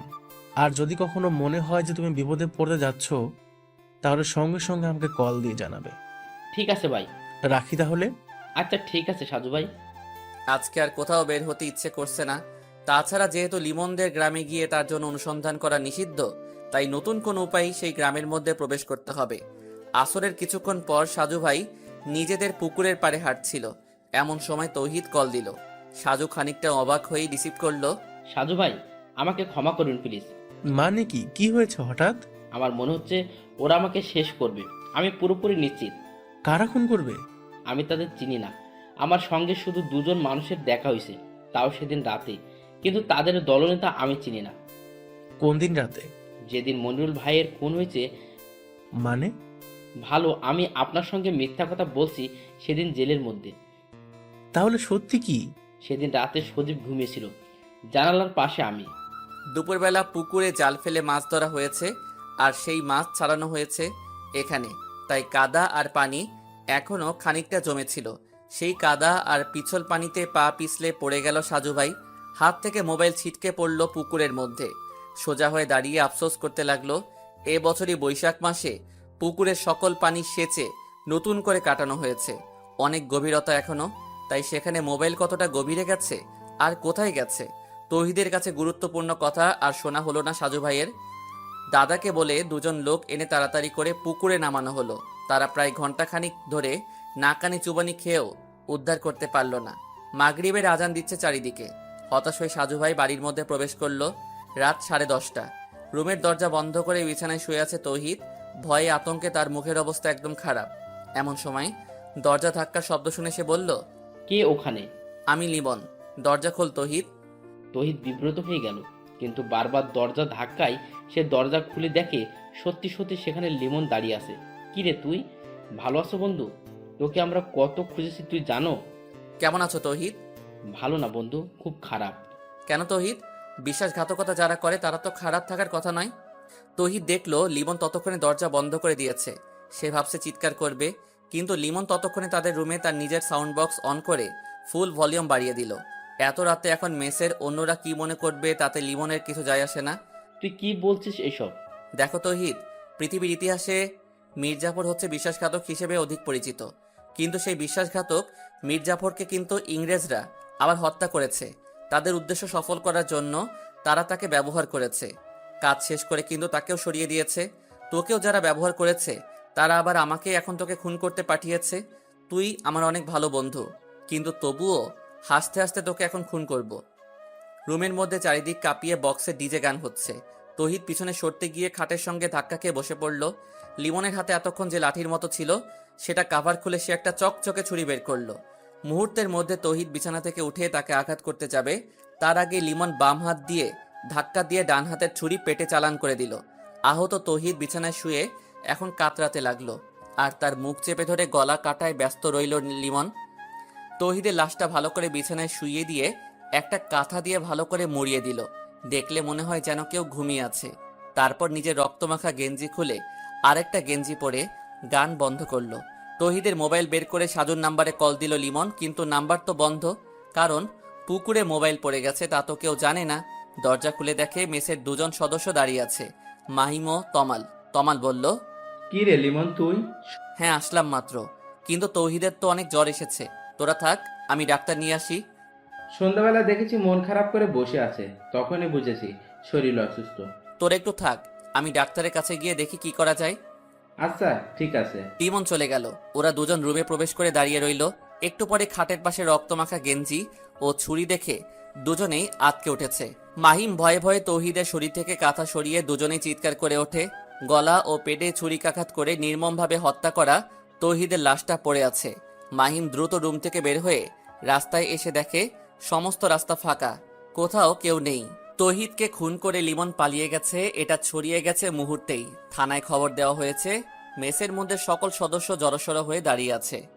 সকলের মনে একটা আতঙ্ক, কিন্তু খুনটা যে লিমন করেছে সেটা নিয়ে অনেকের মনে যেন সন্দেহ সৃষ্টি হচ্ছে। যেহেতু লিমন নিখোঁজ, তাছাড়া তাকে আসতে বা যেতে কেউ দেখেনি, তাহলে কিভাবে লিমন এসে খুন করেছে? তাছাড়া তমালের সঙ্গে মাগরিবের পরে তৌহিদের খানিকটা ঝগড়া হয়েছে। তৌহিদ কিছু টাকা পাবে তমালের কাছে, সেই টাকার জন্য একটু কথা কাটাকাটি। তমাল এমনিতেই একটু উশৃঙ্খল টাইপের ছেলে, গাঁজা টাচা খায়, আবার স্থানীয় কিছু বাজে ছেলেদের সঙ্গে আড্ডা দেয়। পুলিশ আসার পরে যখন জিজ্ঞাসাবাদ করা হয় তখন সবাই তমালের কথাটা বলে, কিন্তু পরক্ষণে যখন রক্তমাখা গেঞ্জিটা মাহিম পুলিশের সামনে দেখিয়ে দেয় তখন মোটামুটি চুপ করে সবাই। পুলিশ তমালকে বলল, তোমরা কি নিশ্চিত যে ওই ছেলেটা লিমনই ছিল? হ্যাঁ স্যার, রুমের মধ্যে গান বাজছিল, আমরা সামান্য কৌতূহল নিয়ে দাঁড়িয়েছিলাম। তার একটু পরেই দরজা খুলে লিমন বের হলো। আমাদের থেকে স্বাভাবিকভাবেই বলল যে তৌহিদ অসুস্থ, তাই সে ডাক্তারের কাছে যাচ্ছে। কিন্তু আমরা রুমে ঢুকে যখন দেখি তৌহিদের লাশটা পড়ে আছে, তখন রাস্তায় নেমে কোথাও দেখিনি। লিমন রক্তমাখা গেঞ্জি রেখে কেন গেল? পরনে কি কিছু ছিল? স্যার, লিমনও তো এই রুমে থাকতো, আর রুমে তার অনেক কাপড় চোপড় আছে। রক্তমাখা গেঞ্জি পরিবর্তন করে ফ্রেশ একটা পড়ে গেছে হয়তো, যেন কিছু বুঝতে না পারি। লিমনের সঙ্গে তৌহিদের সম্পর্ক কেমন ছিল? মানে বন্ধুত্ব সৃষ্টি হয়েছে নাকি মন কষাকষি? স্যার, খুব ভালো বন্ধু ছিল ওরা। যেদিন রাতে লিমনের মা বাবা খুন হয়েছে সেদিন সেই গভীর রাতে তহিদ সঙ্গে গেছে। লিমনের বাবা মা কিভাবে মারা গেছে? শুনেছি খুন করা হয়েছে, কিন্তু কারা জড়িত বা কিসের জন্য তা জানি না। ঠিক আছে, আমরা লাশ নিয়ে যাচ্ছি। যে কোনো সময় যে কোনো মুহূর্তে আসতে পারে। ম্যাচের কোনো সদস্য খুলনা থেকে বের হবে না। পরবর্তী নির্দেশ দেওয়া পর্যন্ত ম্যাচে থাকবে। সাজু ভাই তাদের স্থানীয় বাজারে গিয়ে সিম কার্ড রিপ্লেস করে এনেছে। জরুরি প্রয়োজনে নাম্বার চালু রাখা একান্ত জরুরি। রাজু তাকে বলেছে যে সকল সিম নাকি রিপ্লেস করা যায় তাদের বাজারে, তাই রিপ্লেস করে এনেছে। বাড়িতে ফিরে দাদার মোবাইলে নিজের সিম লাগিয়ে নিল। তার দাদার কাছেও অ্যান্ড্রয়েড ফোন, কারণ সাজুর সঙ্গে সবসময় ভিডিও কলে কথা হতো। সিম চালু করে সে অপেক্ষা করতে লাগলো যদি তহিদ আবারও কল দেয়। তবে তখন ছিল রাত 11টার মতো। ততক্ষণে তহিদ খুন হয়ে গেছে, কিন্তু সাজু জানে না। ডিনার করে বিছানায় শুয়ে কবিতার সঙ্গে কথা বলতে ইচ্ছে করছিল, আর তাই মুখস্থ নাম্বারটা ডায়াল করলো। কবিতা রিসিভ করে বলল, যে মানুষটা বাড়িতে গিয়ে সঙ্গে সঙ্গে কল দেবার কথা সে আজকে কল দিল, তার মানে কি মাত্র বাড়িতে গেছে? তুমিও তো খবর নিলে না। অসুস্থ শরীর নিয়ে গ্রামের বাড়িতে আসলাম, একটা কল দিয়ে তো জিজ্ঞাসা করলে না কেমন আছেন সাজু ভাই। আমি যে কারো উপর অভিমান করে আছি সেটা বোঝার ক্ষমতা কি তার আছে? অসুস্থ মানুষের উপর রাগ করতে নেই, কারণ হুট করে মরে গেলে আফসোস করতে হবে। একদম মুখ ভেঙে দেব। কেন? মানুষ মরতে পারে না? তুমি কি আমাকে বিয়ে করবে? তারপর আমরা দুজন একসঙ্গে সংসার করব, আমাদের বাচ্চা হবে, তারপর দুজনেই মারা যাব। মৃত্যু কি কখনো সংবাদ দিয়ে আসে? তবুও মানুষ কিন্তু স্বপ্ন আর আশায় বেঁচে থাকতে চায়, তাই না সাজু? আমার শরীর সত্যি সত্যি খুব খারাপ, কিন্তু এমন একটা মামলায় জড়িয়ে গেলাম যে অসমাপ্ত রেখে কোথাও যাওয়া যাবে না। বেঁচে থাকলে এমন অসংখ্য মামলার রহস্য বের হতে পারবে। তুমি কিন্তু আমার নিষেধ করা সত্ত্বেও ওই মামলায় জড়িয়ে গেছো, আর সেজন্যই কিন্তু তোমার প্রতি আমার অসংখ্য অভিমান আর মনের মধ্যে কষ্ট। কষ্ট কেন? এখনো আমার কোনো কথার গুরুত্ব তোমার কাছে নেই, তাই কষ্ট লাগে। তুমি তো ভালো করে জানো যে আমি তোমাকে কতটা সময় দেই। জানি, সেটা আমার পরম সৌভাগ্য। হতভাগা এই কবিতার জীবনে তোমার মতো মানুষের ভালোবাসা পাওয়া সত্যিই ভাগ্যের। পৃথিবী বড্ড অদ্ভুত কবিতা। যে মানুষটা অনেক সাধনা করে তার প্রিয় মানুষটাকে চায়, আল্লাহ সেই মানুষটাকে তাকে দেয় না। নিষ্ঠুর পৃথিবী যেন আজকাল আর কারো কষ্ট বোঝে না, একজনের ভালোবাসা নিয়ে যায় অন্য কেউ। তুমি আমাকে সারা জীবন একসঙ্গে রাখবে তো? শুধু তোমার হয়ে থাকতে চাই। যদি কোনোদিন বিয়ে নাও করি তবুও তোমাকে আমার মনের মধ্যে রাখবো আজীবন।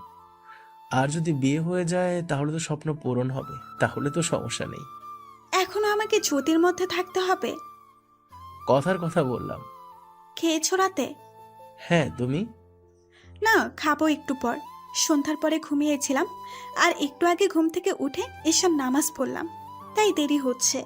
দুজনের মধ্যেই কথা চলে অজস্র। সবকিছু হয়তো আমাদের জানার দরকার নেই, তাই আপাতত তাদের কথোপকথন বন্ধ রাখলাম। 1.5 ঘন্টা কথা শেষ করে সাজু অনলাইনে গেল। বেশ কিছু মেসেজ জমা আছে। সেই মেসেজের ভিড়ে লিমনের আইডি দিয়ে মেসেজ দেখে সাজু অবাক হয়ে গেল। লিমন লিখেছে, সাজু ভাই আসসালামু আলাইকুম। আর কেমন আছেন সাজু ভাই?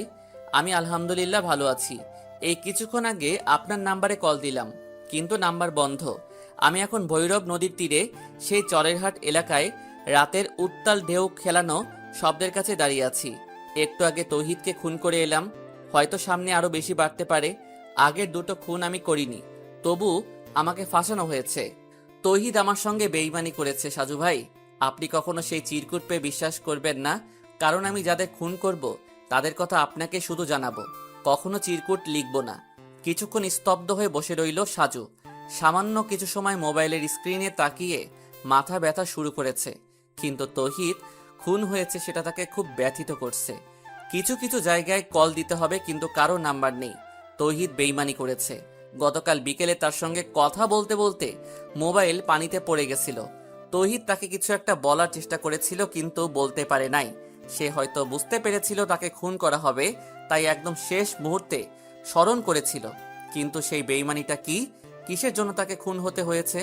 খুব সকালবেলা ঘুম থেকে উঠে ফজরের নামাজ পড়ে বাড়ির সামনে হাঁটছিল সাজু। মোবাইলে যদি কারো কল আসে সেই অপেক্ষায় আছে। কিন্তু কই, কেউ তো কল দিচ্ছে না। অন্তত পারভেজ নিশ্চয়ই কল দেবে, কারণ তৌহিদ খুন হয়েছে। 7:30টার দিকে নাস্তা করার একটু পরে একটা অপরিচিত নাম্বার দিয়ে কল এসেছে। সাজু প্রথমে নাম্বার চেনার চেষ্টা করছে, কারণ এমনও হতে পারে যে আগে চিনতো, কিন্তু না, চিনে না। আসসালামু আলাইকুম। ওয়ালাইকুম আসসালাম। আপনি কি সাজু ভাই? জি, আমি সাজু, কিন্তু তোমাকে ঠিক... ভাইয়া, আমার নাম সোহাগী। আমাকে আপনি চিনবেন না, তবে আমি আপনাকে কিছুটা চিনি। ও আচ্ছা।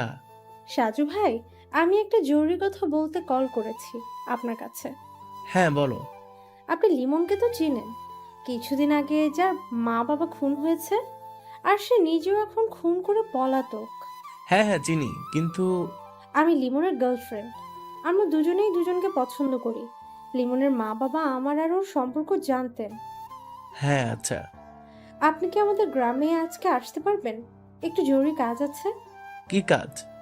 আপনাকে একটা জিনিস দিতে চাই, যেটা নিয়ে খুব টেনশনে আছি আমি। কি জিনিস? একটা স্বর্ণের পুতুল। লিমনের বাবা আমাকে দিয়েছিল খুন হবার 2 দিন আগে। কি? সেই পুতুল তোমার কাছে? হ্যাঁ ভাই, পৃথিবীতে আমি ছাড়া কেউ জানে না। লিমনের বাবা জানতো, কিন্তু তিনি তো পৃথিবীতে নেই এখন। সেটা তুমি আমার কাছে দেবে? হ্যাঁ, কারণ এটার জন্য খুব সমস্যা হচ্ছে। ঠিক আছে, আমি আজকের মধ্যে তোমার সঙ্গে দেখা করতে আসব। ধন্যবাদ সাজু ভাই। কল কেটে দিয়ে সাজু গভীর চিন্তার মধ্যে ডুবে যাচ্ছে। সোহাগী নামের মেয়েটা সত্যি বলছে, নাকি তাকে ফাঁসানোর জন্য কেউ কিছু প্ল্যান করেছে? চায়ের কাপ হাতে নিয়ে দাঁড়িয়ে আছে লিমন। তার পিছনে দাঁড়িয়ে রাগান্বিত হয়ে নানা ধরনের প্রশ্ন করে যাচ্ছে নাসরিন। লিমন সবগুলো প্রশ্নের উত্তর না দিয়ে এড়িয়ে যাবার চেষ্টা করছে, কিন্তু নাসরিন তাকে কথা বলেই যাচ্ছে। কি হলো, চুপ করে আছো কেন? তোমাকে কিন্তু আমি ভালো ভেবেছিলাম, কিন্তু তুমিও ওদের কথা মতো খুন করতে গেলে। যথেষ্ট কারণ আছে। আমি লিমন কারণ ছাড়া কোনো কিছু করি না। কি কারণ জানতে পারি? ওর জন্যই আজকে আমি অপরাধী। সেদিন সেই রাতে তৌহিদ যদি এদের সাহায্য না করত, তবে তো এভাবে আমি ফেঁসে যেতাম না। টাকার লোভ সবারই থাকে। তোমার বন্ধু ভুল করেছে, কিন্তু তুমি মূল খনিদের না মেরে তাদের সঙ্গে হাত মিলিয়ে নিজের বন্ধুকে খুন করলে। বেশ করেছি, তুমি একটু চুপ করবে? তোমাকে কিন্তু এরা ব্যবহার করছে, একদিন তোমাকেও তারা স্বার্থে মেরে ফেলবে। তবুও তার আগে আমার মা বাবার মৃত্যুর জন্য দায়ী লোকদের আমি খুন করতে চাই। তারপর যদি আমাকে তারা সরিয়ে দেয়, তাতে আমার কোনো আফসোস নেই। নিজেকে নিয়ে ভাবতে পারো না? কিছুদিন আগেও খুব স্বপ্ন দেখতাম। মা বাবার মৃত্যুর সঙ্গে সঙ্গে সব শেষ হয়ে গেছে। তাদেরকে যখন কবরে দাফন করলাম, তখনই মনে হয় সব স্বপ্ন দাফন হয়ে গেছে। তুমি কিন্তু আগের দুটো খুন করনি, তাই তুমি নির্দোষ প্রমাণ হতে পারতে, কিন্তু তোমার বন্ধুকে খুন করে এখন তুমি খুনি হয়ে গেলে।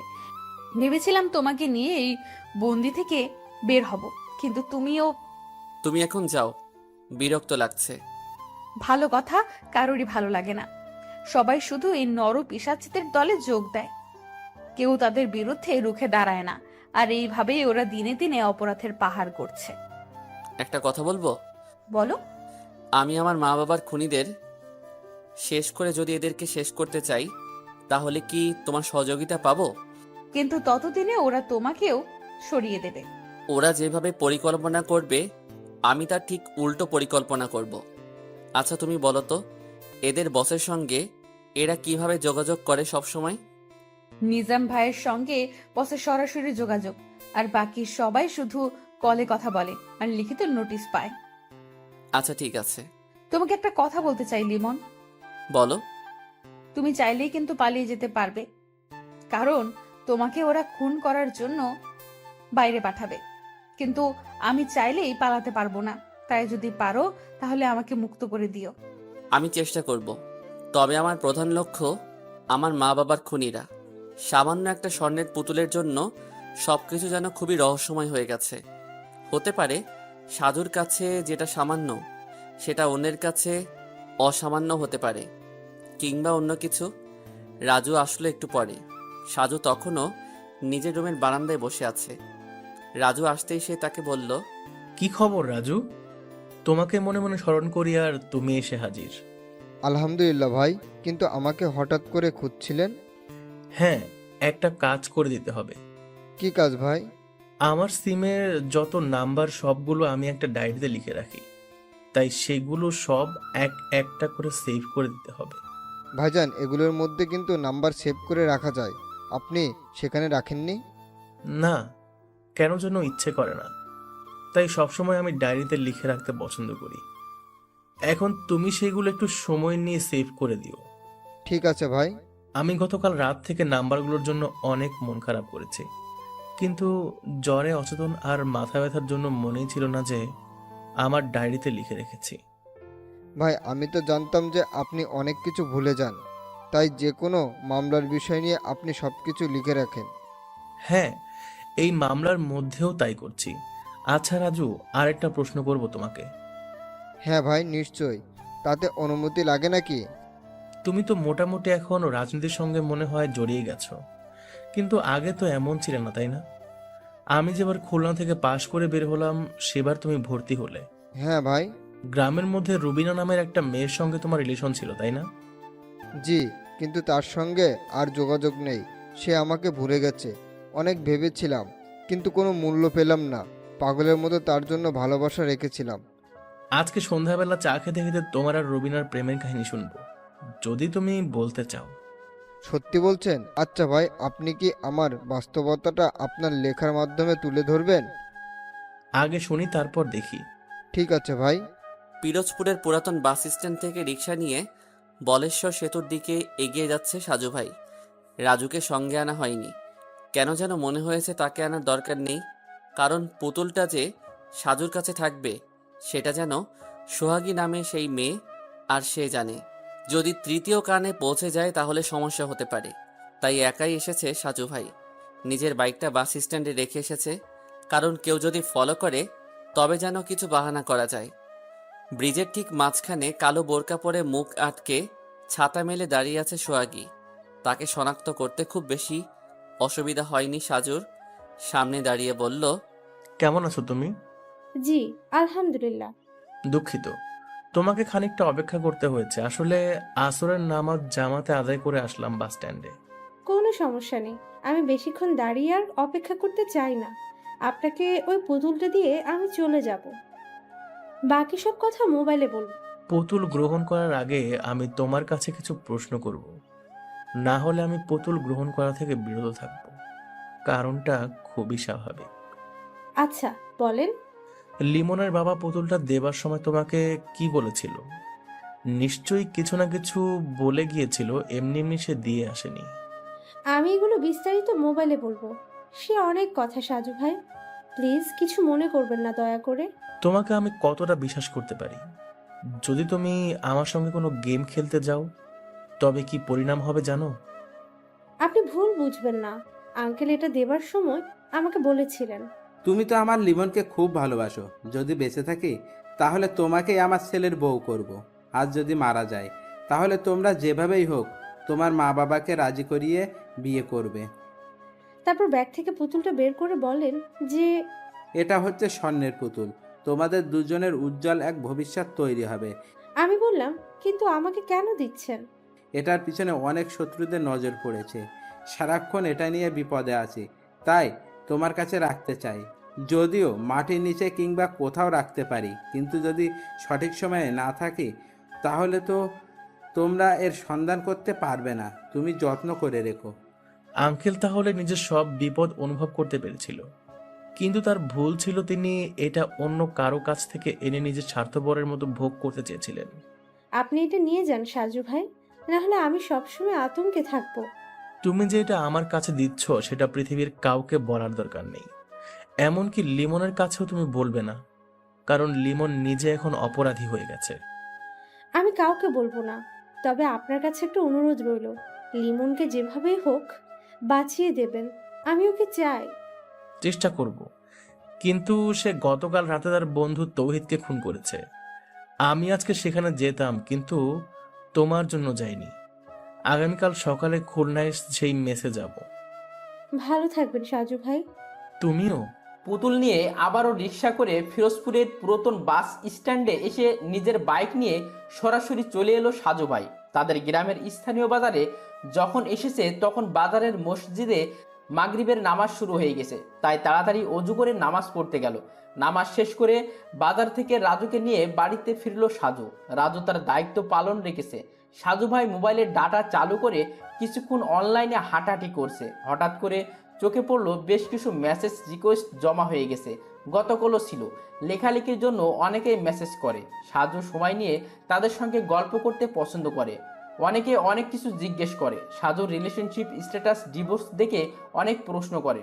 সাজু সে জবাব দিতে মাঝে মাঝে খুব বিরক্ত লাগে, তবুও সে যতটুকু সম্ভব রিপ্লাই করে।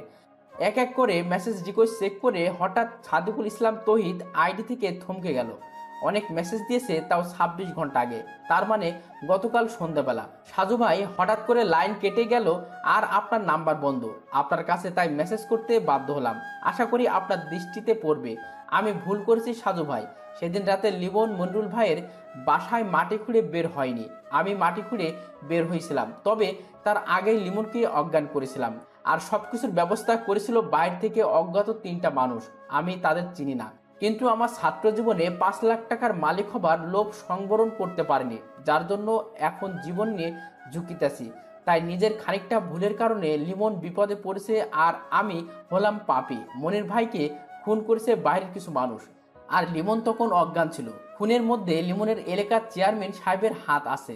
আর বাকিটা শেষ করার আগেই সাজুর দাদি মোবাইল টান দিয়ে নিয়ে গেল। সাজু অসহায় হয়ে তাকিয়ে রইল, আর দাদি বলল, কতক্ষণ ধরে চা খেতে ডাকছি, সব সময় শুধু মাথা ব্যথা বলে চেঁচামেচি করো, আর মোবাইলের দিকে এত তাকিয়ে থাকো কেন? তাড়াতাড়ি চা শেষ করো, না হলে ঠান্ডা হয়ে যাবে। গুরুত্বপূর্ণ একটা খবর পড়ছি দাদি। আগে চা, তারপর গুরুত্বপূর্ণ সব কিছু। বাধ্য হয়ে সাজুভাই সামনে রাখা প্লেট থেকে 2টো বিস্কুট তুলে নিল। রাজুর দিকে তাকিয়ে বলল, শুরু করো রাজু। এদিকে মাগরিবের একটু পরে নিজের বিছানায় শুয়েছিল লিমন, আর তখনই নিজামুদ্দিন রুমের মধ্যে প্রবেশ করলো। লিমন আস্তে করে বিছানায় উঠে বসলো। নিজামুদ্দিন বলল, আজকে রাতে তোমার এলাকার চেয়ারম্যানকে চিরনিদ্রায় শায়িত করতে হবে। তিনিও তোমার মা বাবার সঙ্গে জড়িত। তোমাকে চেয়ারম্যান বাড়ি পর্যন্ত পৌঁছে দেওয়া হবে। তারপর তুমি কিভাবে খুন করে ফিরে আসবে সেটা তোমার দায়িত্ব। আর যদি উল্টোপাল্টা কিছু করো তাহলে কিন্তু তোমার জন্য জেলের দরজা খোলা। লিমন শুধু বলল, চেয়ারম্যানকেও খুন করতে হবে? হ্যাঁ, চেয়ারম্যানকে খুন করতে হবে, না হলে তো তোমার মা বাবার মৃত্যুর জন্য দায়ী অপরাধীদের শাস্তি সম্পন্ন হবে না। তুমি তো নিজের হাতে খুনের সঙ্গে জড়িত সবাইকে খুন করতে চাও, আর সেই ব্যবস্থা আমরা তোমাকে করে দিচ্ছি। কিন্তু এত কিছু করে আপনাদের লাভ কি? আমি আপনাদের কেউ না, কিন্তু তবুও আপনারা আমার সহযোগিতা করছেন কেন? পৃথিবীতে স্বার্থ ছাড়া কেউ কিছু করে না। বাচ্চা যদি কান্না না করে তবে কিন্তু মা কখনো দুধ পান করায় না। হ্যাঁ, আমাদের কিছু স্বার্থ আছে। কিসের স্বার্থ আমি কি জানতে পারি? তোমার বাবার কাছে একটা স্বর্ণের পুতুল ছিল, সেটা এখন কোথায় আছে সেই তথ্য তোমাকে খুঁজে বের করতে হবে। তবে সেটা এখন নয়, তুমি আগে তোমার মা বাবার মৃত্যুর জন্য দায়ী সকল অপরাধী খুন করবা, তারপর। একের পর এক হত্যা করাচ্ছেন আপনারা। তবে আমি নিশ্চিত এদের সঙ্গে আপনাদের ব্যক্তিগত কিছু ঝামেলা হয়েছে। তুমি কিন্তু বেশি কথা বলো। ভুলে যেও না, যদি তোমাকে পুলিশে ধরিয়ে দেই তাহলে কিন্তু তোমার ফাঁসি হবে। তাই বেশি কৌতূহল না করে চুপচাপ যা বলা হয়েছে তাই করো। আমাদের কাজ শেষ হলে আমরা তোমাকে দেশ ছাড়তে সাহায্য করব। বিশ্বাস হয় না? কেন? আমি পুরোপুরি নিশ্চিত যে আপনারা সব কাজ শেষ হলে আমাকেও শেষ করবেন। আপনি বা আপনার বস খুব ভালো খেলোয়াড়। নিজেদের স্বার্থের জন্য যখন যাকে দরকার তাকে ব্যবহার করেন, কিন্তু পরে ঠিকই তাদের সরিয়ে দেন এই পৃথিবী থেকে অনেক দূরে। কি বলতে চাও তুমি? কিছু না। তৌহিদকে খুন করে আমার অনেক খারাপ লেগেছে। ও ছিল আমার সবচেয়ে ভালো একটা বন্ধু। কিন্তু সে তোমার সঙ্গে বেইমানি করছে। কিন্তু তার কোনো প্রমাণ নেই। আপনার কথার উপর ভিত্তি করে তাকে হত্যা করেছি। এখন চেয়ারম্যানকেও ঠিক সেইভাবে হত্যা করা হবে, এবং তার আগে তার মুখ দিয়ে পুতুলের বিষয়ে কিছু জানে নাকি সেটা জিজ্ঞেস করবে। আচ্ছা ঠিক আছে, আমি জানি আমার খুবই করুণ পরিণতি হবে সামনে। যদি আপনাদের কথা মেনে চলি তাহলে দিন দিন খুনের পরিমাণ বৃদ্ধি পাবে। আর যদি কথা না শুনি তাহলে তো আমি হব আইনের চোখে অপরাধী। তাই যতদিন বাঁচি ততদিনও খুনিদের শেষ করতে চাই। তারপর যা হবার হোক। তৈরি থেকো। নিজামুদ্দিন রুম থেকে বের হয়ে গেল। এতক্ষণ দরজার আড়ালে দাঁড়িয়ে সবকিছু শুনছিল সেই নাসরিন। লিমনের কথাগুলো শুনে তার চোখ দিয়ে পানি বেয়ে পড়ছে। নিজাম চলে যাওয়ার পরে সে রুমের মধ্যে ঢুকে লিমনের দিকে তাকিয়ে রইল কিছুক্ষণ। কিছু বলবে? অনেক কিছু বলতে চাই। আমি বললেই কি তুমি আমার কথা শুনবে? বলে তো দেখতে পারো, তাই না? তুমি ওদের কথা মতো খুন না করে এখান থেকে পালিয়ে যাও, প্লিজ প্লিজ। কেন? তুমি খুব ভালো একটা ছেলে, পড়াশোনা করে অনেক ভালো ভবিষ্যৎ তোমার সামনে, কিন্তু এই ভাগ্যের উত্থান পতনের জন্য আজ তুমি কতটা খারাপ হয়ে গেলে। তাই তোমার কাছে অনুরোধ রইল, তুমি যখন বের হবে তখন যশোর থেকে বর্ডার পার হয়ে ইন্ডিয়া চলে যাও। কিন্তু তাহলে তো আমার মা বাবার মৃত্যুর জন্য দায়ী লোকদের চিনতে পারবো না। সবাই তখন দিব্যি সুন্দর জীবনযাপন করবে, কিন্তু যেখানে আমার মা বাবা মারা গেছে সেখানে আমাকেই পালিয়ে যেতে হবে। নিজের জীবন বিপদে না ফেলে সেটাই করতে হবে লিমন। জানি না, তোমার দিকে তাকালে কেন যেন খুব কষ্ট লাগে। আচ্ছা চলো না, তুমি আর আমি পরিকল্পনা করে পালিয়ে যাই, দেশ ছেড়ে ভারতে গিয়ে কোনো একটা প্রদেশে জীবন পার করে দেব। সেটা সম্ভব না। কেন? আমি একজনকে ভালোবাসি। ও আচ্ছা, কে সে? আমাদের গ্রামের মেয়ে, নাম সোহাগী। আমার জন্য সে সারা জীবন অপেক্ষা করবে। যদি মারা যায় সেটা ভিন্ন কথা। একটা কথা বলবো, কিছু মনে করবে না তো? বলো। তুমি এখন তোমার এলাকার মানুষের চোখে একটা খারাপ ছেলে, তাই সব কিছু জেনে এখনো কি সেই মেয়ের বাবা তোমার সঙ্গে তার মেয়ের বিয়ে দেবে? সেটা তাদের ইচ্ছে, কিন্তু আমি তাকে ছাড়া কিছু ভাবিনি কখনো। তাছাড়া তোমার সঙ্গে আমার কোনো তেমন পরিচয় নেই। ঠিক আছে। চা নাস্তা শেষ করে সাজু ভাই তৌহিদের বাকিটা মেসেজ পড়ল। আর চেয়ারম্যান সাহেব পরবর্তী টার্গেট সেটা মোটামুটি করে পরিষ্কার বুঝতে পারা গেল। কিন্তু এই রাতে আধারে এখনো কি সেই ওই গ্রামের মধ্যে যাবে? শরীর অসুস্থ, কিন্তু তবুও গিয়ে যদি চেয়ারম্যানকে বাঁচানো যায় তাহলে তো খুব ভালো হতো। দারোগা সাহেবের কাছে কল দিয়ে তাকে গ্রামের মধ্যে আসতে বলে সাজু ভাই নিজের বাইক নিয়ে বেরিয়ে গেল। রাজুকে সঙ্গে নিয়ে এসেছে, কারণ সঙ্গী হিসেবে কাউকে ভীষণ দরকার। লিমন যখন তাদের গ্রামের মধ্যে প্রবেশ করলো তখন রাত 10:30টার বেশি। যে গ্রামের মধ্যে সে ছোটবেলা থেকে বড় হয়েছে সেই গ্রামের মোটামুটি সবকিছু তার মুখস্থ। চেয়ারম্যান বাড়ির সামনে গিয়ে আকাশ থেকে পড়ার মতো ধাক্কা লাগলো লিমনের চোখে। বাড়ির সামনে পুলিশের গাড়ি, নিশ্চয়ই কিছু একটা হচ্ছে বাড়ির মধ্যে, না হলে পুলিশ কেন আসবে? বাড়ির পিছনে বড় বাগানের মধ্যে দিয়ে প্রবেশ করে আস্তে আস্তে দেয়াল ঘেঁষে দাঁড়ালো। ভিতরে কিছু আলোচনা হচ্ছে যেটা বোঝা যাচ্ছে না। সাজু ভাই কি এখানে আছে নাকি? যেহেতু লিমন কোনো পেশাদার খুনি নয়, তাই এখন এই পরিস্থিতিতে কিভাবে খুন করবে সেটাই বুঝতে পারছে না। মোবাইল বের করে নিজামুদ্দিনের কাছে কল দিয়ে বিস্তারিত জানালো। নিজামুদ্দিন বলল, তাহলে আর তোমাকে রিস্ক নিতে হবে না, সময় বহুত পাবে, তুমি বরং ফিরে আসো। আরও কিছুক্ষণ দাঁড়িয়ে থেকে লিমন সামান্য চিন্তা করে সোহাগীর কথা মনে পড়ল। তারা মা বাবা মারা যাবার দিন সোহাগী এসেছিল, তাকে বারবার সে সান্ত্বনা দিয়েছিল, কিন্তু শোকাহত সে সময় কথা বলা হয়নি। তাই তারপর তো পরদিনই তার অপহরণ। আজকে সোহাগীর সঙ্গে দেখা করতে ইচ্ছে করছে, তাই চেয়ারম্যান বাড়ি থেকে বের হয়ে মাঠে নামলো লিমন। অন্ধকারে হাঁটতে লাগলো সে। মা বাবার কবর দেখতে ইচ্ছে করছে। এখান থেকে সোহাগীদের বাড়িতে গেলে নিজেদের বাড়ির সামনে দিয়ে যেতে হবে, তাই আগে মা বাবার কবরের দিকে যাওয়ার পরিকল্পনা করলো লিমন। আজকে তার সঙ্গে ছিল পিস্তল, কারণ নিজামুদ্দিন বলছিল যে চেয়ারম্যানকে কাছাকাছি গিয়ে হয়তো মারা যাবে না, তাই দূর থেকে গুলি করবে। মা বাবার কবরের কাছে গিয়ে কিছুক্ষণ কান্না করে সোহাগীদের বাড়িতে গেল লিমন। সোহাগী যেই রুমে থাকে সেই রুমে একটা জানালা আছে, আর লিমন যখন শহর থেকে গ্রামের বাড়িতে আসতো তখন রাতের বেলা সেই জানালার পাশে দাঁড়িয়ে অনেক রাত পর্যন্ত তারা কথা বলতো। লিমন সেই জানালার কাছে গিয়ে দেখে জানালা বন্ধ করা। রাত 12টার বেশি বেজে গেছে, তাই ঘুমিয়ে গেছে হয়তো। জানালা ধরে সামান্য ধাক্কা দিল। 3টা ধাক্কা দেবার পরে সোহাগীর নাম ধরে আস্তে আস্তে ডাকতে লাগলো। মাত্র 2টো ডাক দিতেই ধুম করে জানালা খুলে গেল, আর তখনই জানালার সামনে দাঁড়িয়ে সোহাগী বলল, লিমন, তুমি? কেমন আছো সোহাগী? আমার আর থাকা না থাকা কিছু নেই। তোমার জন্য চিন্তা করতে করতে আমার রাত দিন সমান হয়ে গেছে লিমন। তুমি কেমন আছো? আমি ভালো আছি। তুমি কি ঘুমাওনি? ডাক দিতে জানালা খুলে দিলে। জেগেছিলাম, জানালা ধাক্কার শব্দ শুনেছি, কিন্তু ভাবিনি তুমি আসবে। তারপর যখন ডাকলে তখন বুঝতে পারছি এটা আমার লিমন। তোমার মা বাবা আমার বিষয়ে কিছু বলে না? খুব খারাপ খারাপ কথা বলে জানো। আমার সামনে যখন বলে তখন খুব কান্না আসে। আমি তোমার কোনো বদনাম শুনতে পারি না। কিন্তু সত্যি তো মানতে হবে। বাবা বলেছে তোমাকে ভুলে যেতে হবে। তাহলে ভুলে যাও। মরে যাব, তবুও পারবো না। তুমি আমাকে নিয়ে পালিয়ে যেতে পারবে? সবকিছু বাড়িঘর ছেড়ে যদি পালিয়ে যাই তাহলে খাবো কি শহরে? শহরের মধ্যে দুমুঠো ভাতের কত মূল্য তা জানো? আমরা ওই স্বর্ণের পুতুল বিক্রি করব, তাহলে তো আমাদের মেলা মেলা টাকা হবে। কি বললা? তুমি সেই পুতুলের কথা জানো?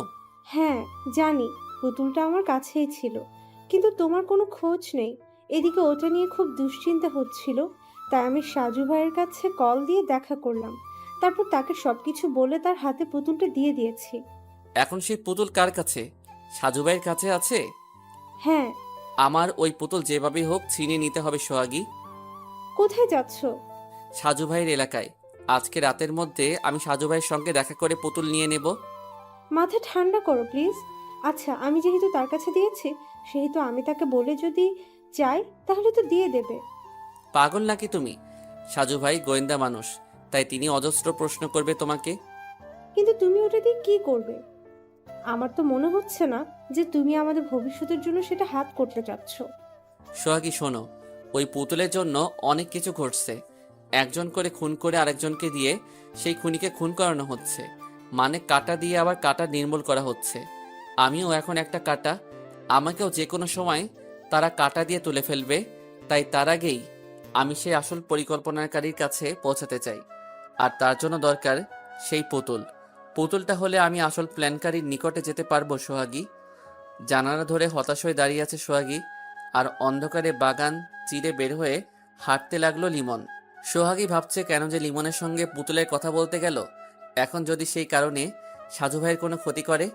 মোবাইল বের করে কল দিল, কিন্তু রিসিভ হচ্ছে না। চেয়ারম্যান বাড়ি থেকে বাড়িতে ফিরে ঘুমাতে ঘুমাতে রাত 2টো বেজে গেছিল।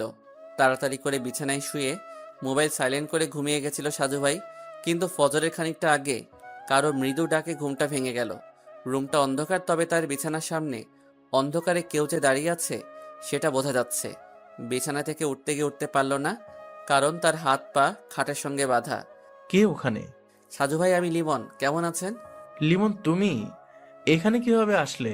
আর তুমি আমার হাত পা বেঁধে রাখছো কেন? সবকিছু বলবো, আগে বলেন সেই পুতুলটা কোথায়? কিসের পুতুল? স্বর্ণের পুতুল। সোহাগী যেটা আপনাকে দিয়েছে, আমি সেই পুতুলের কথা বলছি। সোহাগে আমাকে কোনো পুতুল দেয়নি। কেন শুধু শুধু মিথ্যে কথা বলছেন? ভাই, আমি কিন্তু এখন খুব খারাপ।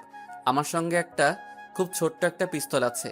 রাত 10টার দিকে চেয়ারম্যানকে খুন করতে গেছিলাম, কিন্তু সেখানে নিশ্চয়ই আপনি গেছিলেন, তাই না?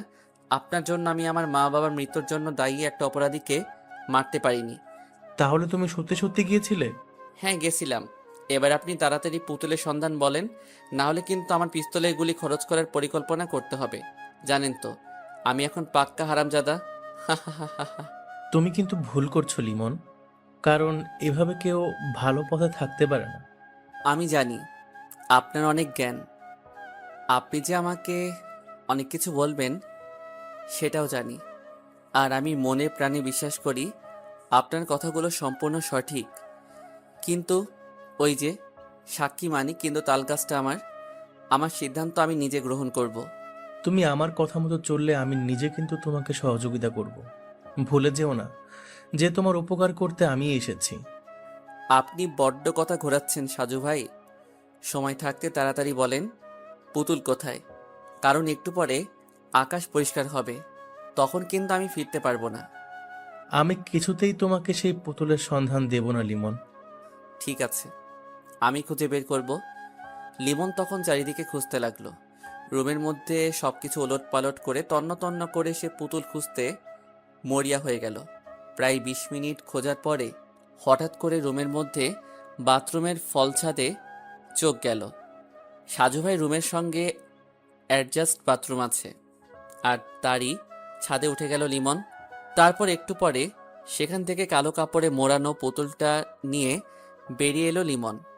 খবরদার, ওটা তুমি সঙ্গে করে নেবে না, তাহলে কিন্তু আমার চেয়ে বেশি খারাপ আর কেউ হবে না। আচ্ছা ঠিক আছে সাজু ভাই, আপনি যা ইচ্ছে তাই করতে পারেন। একটা কথা বলবো লিমন? বলেন ভাই। পুতুলটা রেখে যাও। আসি ভাই, বেয়াদবি ক্ষমা করবেন আর আমার অপরাধ নিবেন না। সাজু ভাইকে সেভাবেই বেঁধে রেখে রুম থেকে বের হয়ে গেল লিমন। ড্রয়িং রুমে সাজুর দাদা এখনো বসে আছে। লিমন তাকে দেখে বলল, ধন্যবাদ দাদু। ভূত দেখার মতো চমকে গেল লিমন। তারপর বলল, কে আপনি? আর ঘরের মধ্যে কিভাবে প্রবেশ করলেন আপনি? আপনি একটু আগে বাইরে গেলেন, তখনই আমি ঢুকেছি। আর সেজন্য আপনাকে অনেক ধন্যবাদ। আপনি বরং তাড়াতাড়ি গিয়ে সাজু ভাইয়ের বাঁধন খুলে দেন। তাকে বেঁধে রেখেছি, কিন্তু সত্যি বলছি কোনো ক্ষতি করিনি। হাতে পিস্তল ঘোরাতে ঘোরাতে দরজা খুলে বের হয়ে গেল লিমন। আর সোফা চেয়ার থেকে লাফ দিয়ে উঠেই সাজুর রুমে গেল দাদা। রুমের মধ্যে গিয়ে তাড়াতাড়ি কান্নাজড়িত কণ্ঠে বাঁধন খুলতে লাগলো। হাতের বাঁধন থেকে মুক্তি পেয়ে সাজু ভাই বাড়ির সামনে গিয়ে চুপচাপ দাঁড়িয়ে রইল। ছোট্ট একটা মুচকি হাসি দিয়ে আস্তে আস্তে রুমে প্রবেশ করলো। সাজুর মুখের হাসি দেখে অবাক হয়ে তাকিয়ে রইল তার দাদা। ফজরের নামাজ পড়ে সাজু ভাই মোবাইল বের করে দারোগার কাছে কল দিল। দারোগা সাহেব নিজেও তখন ফজরের নামাজ পড়ে মাত্র চায়ের জন্য বসে অপেক্ষা করছিল। আসসালামু আলাইকুম সাজু সাহেব। জি ওয়ালাইকুম আসসালাম। কেমন আছেন দারোগা সাহেব? গতকাল রাতে বাসায় ফিরতে তো রাত পেরিয়ে গেল, চোখে এখনো ঘুম টলমল করে। কিন্তু ভাই আপনি তো বলেছিলেন যে লিমন নাকি আসার সম্ভাবনা আছে, কিন্তু কই? লিমন এসেছিল দারোগা সাহেব। বলেন কি, কখন? আর চেয়ারম্যান এখন ঠিক আছে তো? হ্যাঁ, কারণ লিমন চেয়ারম্যান বাড়িতে যায়নি। সে আমাদের উপস্থিতি জানতে পেরেছে, তাই সেখানে গিয়ে নিজের বিপদ ডাকেনি। যাক আলহামদুলিল্লাহ। পুতুলটা আমি রক্ষা করতে পারিনি দারোগা সাহেব, আমি ব্যর্থ হয়েছি। কিসের পুতুল? সে স্বর্ণের পুতুল নাকি? হ্যাঁ দারোগা সাহেব, লিমনের বাবা সেই পুতুল মৃত্যুর 2 দিন আগে লিমনের গার্লফ্রেন্ড সোহাগের কাছে দিয়ে গিয়েছিল। সোহাগী সেদিন আমাকে সেই পুতুল দিয়েছিল। আমি কাউকে কিছু বলিনি, কারণ আমি অনুসন্ধান করছিলাম। তারপর? আজকে ফজরের কিছুক্ষণ পূর্বে আমার দাদা বাহিরে বের হয়েছিল, তখন দরজা খোলা দেখে লিমন প্রবেশ করেছে। আপনার দাদা তখন কেন বের হয়েছে? আর আপনি ঠিক আছেন তো? আমি ঠিক আছি। দাদার একটা গাভী আছে, গতকাল বিকেল থেকে ওটা নাকি কেমন কেমন করছিল। শেষ রাতের দিকে গাভীর 3-4টা ডাক কানে যেতেই দাদা বের হয়ে গেল। পুতুলটা দিয়ে সে কি করবে? সেটাও বুঝতে পারেন না? আচ্ছা বাদ দেন। আর আপনাকে তৈরি থাকতে হবে। আমি যখনই ডাক দেব তখন আপনার বাহিনী নিয়ে আমার সঙ্গে যেতে হবে। আমরা মোটামুটি আসল খুনির নিকট ঘেঁষে দাঁড়াবার অপেক্ষায় আছি। সত্যি বলছেন আপনি? সত্যি সত্যি সত্যি। কথাটা শুনে অনেক ভালো লাগছে। রাখলাম তাহলে। বেলা 10টার দিকে লিমন সোহাগীর কাছে কল দিয়ে বলল, আমি যদি তোমাকে নিয়ে পালিয়ে যাই তাহলে কি আমার সঙ্গে যাবে? 100 বার যাব। সত্যি আমাকে নিবে? হ্যাঁ সোহাগী, আমি সাজু ভাইয়ের কাছ থেকে সেই পুতুল নিয়ে এসেছি। তুমি সব সময় শুধু তৈরি থাকবে। যে কোনো সময় আমরা দুজন মিলে এই শহর গ্রাম ছেড়ে বহু দূর চলে যাব। তুমি এখন কোথায়? যেখানে ছিলাম, যাদের কথায় তৌহিদকে খুন করেছি, সেই তাদের কাছে আছি। ওরা তোমাকে কিছু করবে না তো? জানি না, তবে করতে পারে। কারণ সেই পুতুল যেহেতু আমার কাছে, তাই বিপদ আমার পাশেই ঘোরাঘুরি করবে। কেন ওদের কাছে ফিরে গেলে? কিছু অসমাপ্ত কাজ এখনো বাকি আছে, তাই সেগুলো শেষ করতে হবে। কবে শেষ হবে? আমি পুতুল নিয়ে এসেছি, সেটা শুনে নিশ্চয়ই আসল গুটিবাজ সামনে আসতে পারে। তখন নিজের জীবনের পরোয়া না করে ওকে তো আমি বিনাশ করবই করব। সাবধানে থেকো, আমার খুব ভয় করছে। রুমের মধ্যে বিছানায় শুয়ে আছে লিমন। গতকাল রাতে ঘুমাতে পারিনি, তাই চোখ ভর্তি ঘুম ঘনিয়ে আসছে। চোখের উপর হাত দিয়ে বিছানায় শুয়েছিল। এমন সময় রুমের মধ্যে নিজামুদ্দিন ও আরও 4 জন প্রবেশ করলো। তুমি নাকি পুতুল নিয়ে আসছো লিমন? সেই পুতুল কোথায়? আপনি জানলেন কিভাবে? তোমার কি ধারণা যে আমরা কোনো খবর রাখি না, তাই না? তা ঠিক আছে, কিন্তু কোনো কিন্তু নেই। বলো পুতুল কোথায়? লিমনের কাছে বারবার জিজ্ঞাসা করার পরও যখন পুতুলের হদিস পাওয়া গেল না, তখন নিজামুদ্দিনের আদেশে লিমনকে বাধা হলো। এতটা দ্রুত হয়ে গেল যে লিমন তার সঙ্গে থাকা পিস্তল ব্যবহার করা বা বের করার সুযোগ পেল না। বেলকুনিতে দাঁড়িয়ে গভীর মনোযোগ দিয়ে বাইরের বকুল গাছটার দিকে তাকিয়ে আছে সাজু ভাই। বকুল গাছটার ডালে একটা রঙিন পাখি। পাখির নামটা মনে আসছে না। রহস্যের গন্ধ ক্রমেশ তার নাকের সামনে উপস্থিত, কিন্তু সবটা সাজিয়ে যে কিভাবে প্রকাশ করা যায় সেটাই ভাবছে।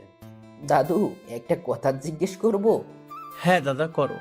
ভোরবেলা ওই ছেলেটার পিছনে বাইক নিয়ে না গিয়ে মুস্কি হাসি দিয়ে বসে রইলি কেন? দাদাজান, ওই ছেলে একটা স্বর্ণের পুতুল নিতে এসেছিল আমার কাছে।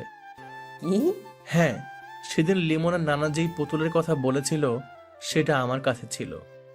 আজকে সেই পুতুল নিয়ে গেল ঠিকই, কিন্তু সেটা আসল পুতুল নয়। মানে? আমি আগেই ধারণা করেছিলাম যেহেতু লিমনের গার্লফ্রেন্ডের হাত থেকে পুতুল আমার কাছে এসেছে, সেহেতু এ কথা অবশ্যই জানাজানি হবে। তাই একটা নকল পুতুল আমি সংগ্রহ করে নিজের কাছে রেখেছি, আর আসল পুতুল তোমাদের ঘরে, অর্থাৎ দাদির পুরাতন পুটলির মধ্যে। আচ্ছা, বুঝতে পারছি, কিন্তু নকল পুতুল দেখে কি ওরা বুঝতে পারবে না? মানে দেখতে কি একই রকম নাকি? না দাদা, পুতুল দুটোই আলাদা। আর লিমন বা সেই মূল পরিকল্পনাকারী কিন্তু সেই পুতুল আগে দেখেনি, আর লিমনের পেছনে পেছনে বাইক নিয়ে তাড়া করিনি, কারণ ওই নকল পুতুল যেখানে থাকবে সেই স্থানের লোকেশন আমি দেখতে পারবো। কিভাবে?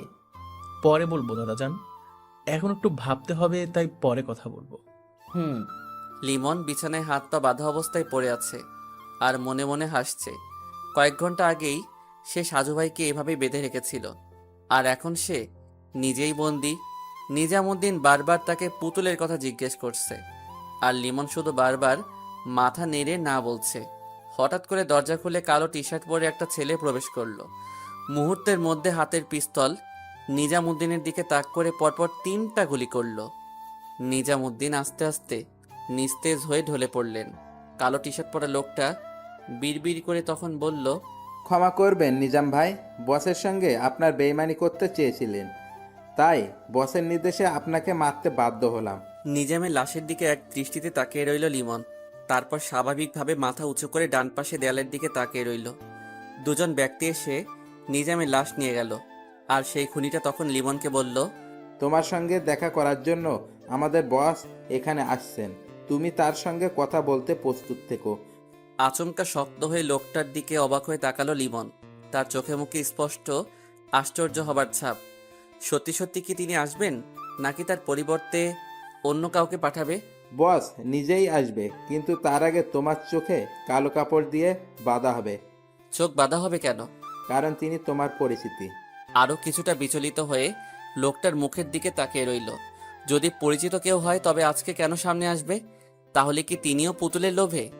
পুতুল তার কাছে জেনে তিনি সামনে আসতে যাচ্ছেন, কিন্তু কিভাবে জানলো যে পুতুল লিমনের কাছে? লিমন তো শুধু সোহাগীর কাছে সকালবেলা বলেছিল।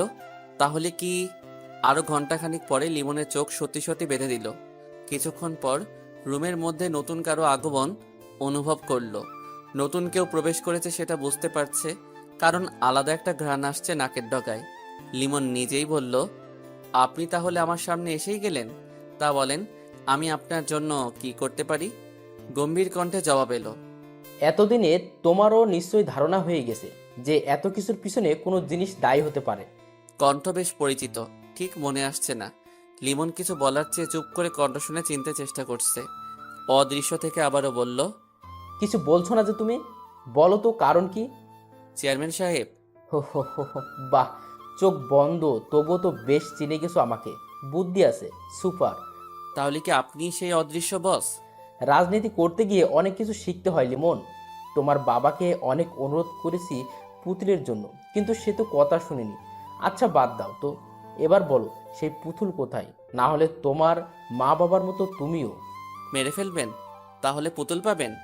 তোমার মা বাবার মৃত্যুর পরে কিন্তু পুতুলের সন্ধান ঠিকই বের হয়ে গেছে। তুমি মরলেও ওটা ঠিকই বের হবে। এমনিতেই তোমার কাছে ধরা পড়ে গেছে, তাই তোমার জীবনে কোনোদিন তুমি আর বাইরের জগৎ দেখতে পাবে না। পুতুলের সন্ধান আমি দেব, কিন্তু আমার কিছু প্রশ্নের জবাব দিতে হবে। আমি জানি আমাকেও আপনি খুন করাবেন, কারণ এত কিছুর পরে যে আমাকে বাঁচিয়ে রেখে কোনো রিস্ক নেবেন না সেটা ভালো করে জানি। বেশ ভালো তোমার কথা। আমার মা বাবাকে খুন করেছে কে কে? নিজাম ছিল, আরও 3-4 জন ছিল, তবে তোমার চাচাতো ভাই মনিরুলও ছিল। মনির ভাই? হ্যাঁ, নিজাম ওরা গেলে তো তোমার বাবা দরজা খুলবে না, তাই মনিরুলের সাহায্য নিতে হয়েছে। মনিরুল তোমার বাবাকে ডেকে ঘরের মধ্যে প্রবেশ করার পথ সুগম করেছে। তাহলে মনির ভাইকে খুন করালেন কেন? সাক্ষীদের বাঁচিয়ে রাখতে নেই, তাহলে পরবর্তী সময়ে নিজের বিপদ হয়ে যায়। তবে তোমার বন্ধু তহিদকে এত সহজে রাজি করাতে পারবো সেটা ধারণা ছিল না। তৌহিদ? তোমার বাড়িতে সেদিন রাতে তহিত নিজেই আগুন লাগিয়েছে। কথা ছিল তোমাকে সেখানে পুড়িয়ে ফেলা, কিন্তু তোমার আরেকটা বন্ধু আগে জাগ্রত হয়ে গেছিল, তাই তহিত নিজেই চিৎকার করেছিল। তারপর মনিরুলের বাড়িতে তোমাকে অজ্ঞান করে মনিরুল খুন করে আমার লোকে, আর দোষ হয়ে যায় তোমার বাবার কবরের কাছে। সরি আব্বাজান, চিরকুট লিখে দিলাম। লিমন চুপচাপ। এবার বলো পুতুল কোথায়? তৌহিদ বেইমানি করেছে আমার সঙ্গে, কিন্তু সে তো আপনার কথা মতো চলছিল। 5 লাখ টাকার লোভ দিছিলাম, আর তহিদ নিজে ভয় পেয়েছে সাজু সাহেবকে দেখে, কিন্তু এ পরিকল্পনার মধ্যে সাজু সাহেব কিছুই করতে পারে নাই। সাজু ভাই খুবই অসুস্থ, না হলে ঠিকই এতদিনে সবকিছু বের করতে পারতেন। গতকাল রাতে তার কাছ থেকে পুতুল আনতে গিয়ে বুঝতে পারছি। কথা বেশি হয়ে যাচ্ছে, বলো পুতুল কোথায়?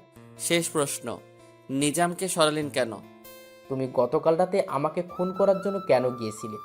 নিজামুদ্দিন বলেছিল তাই।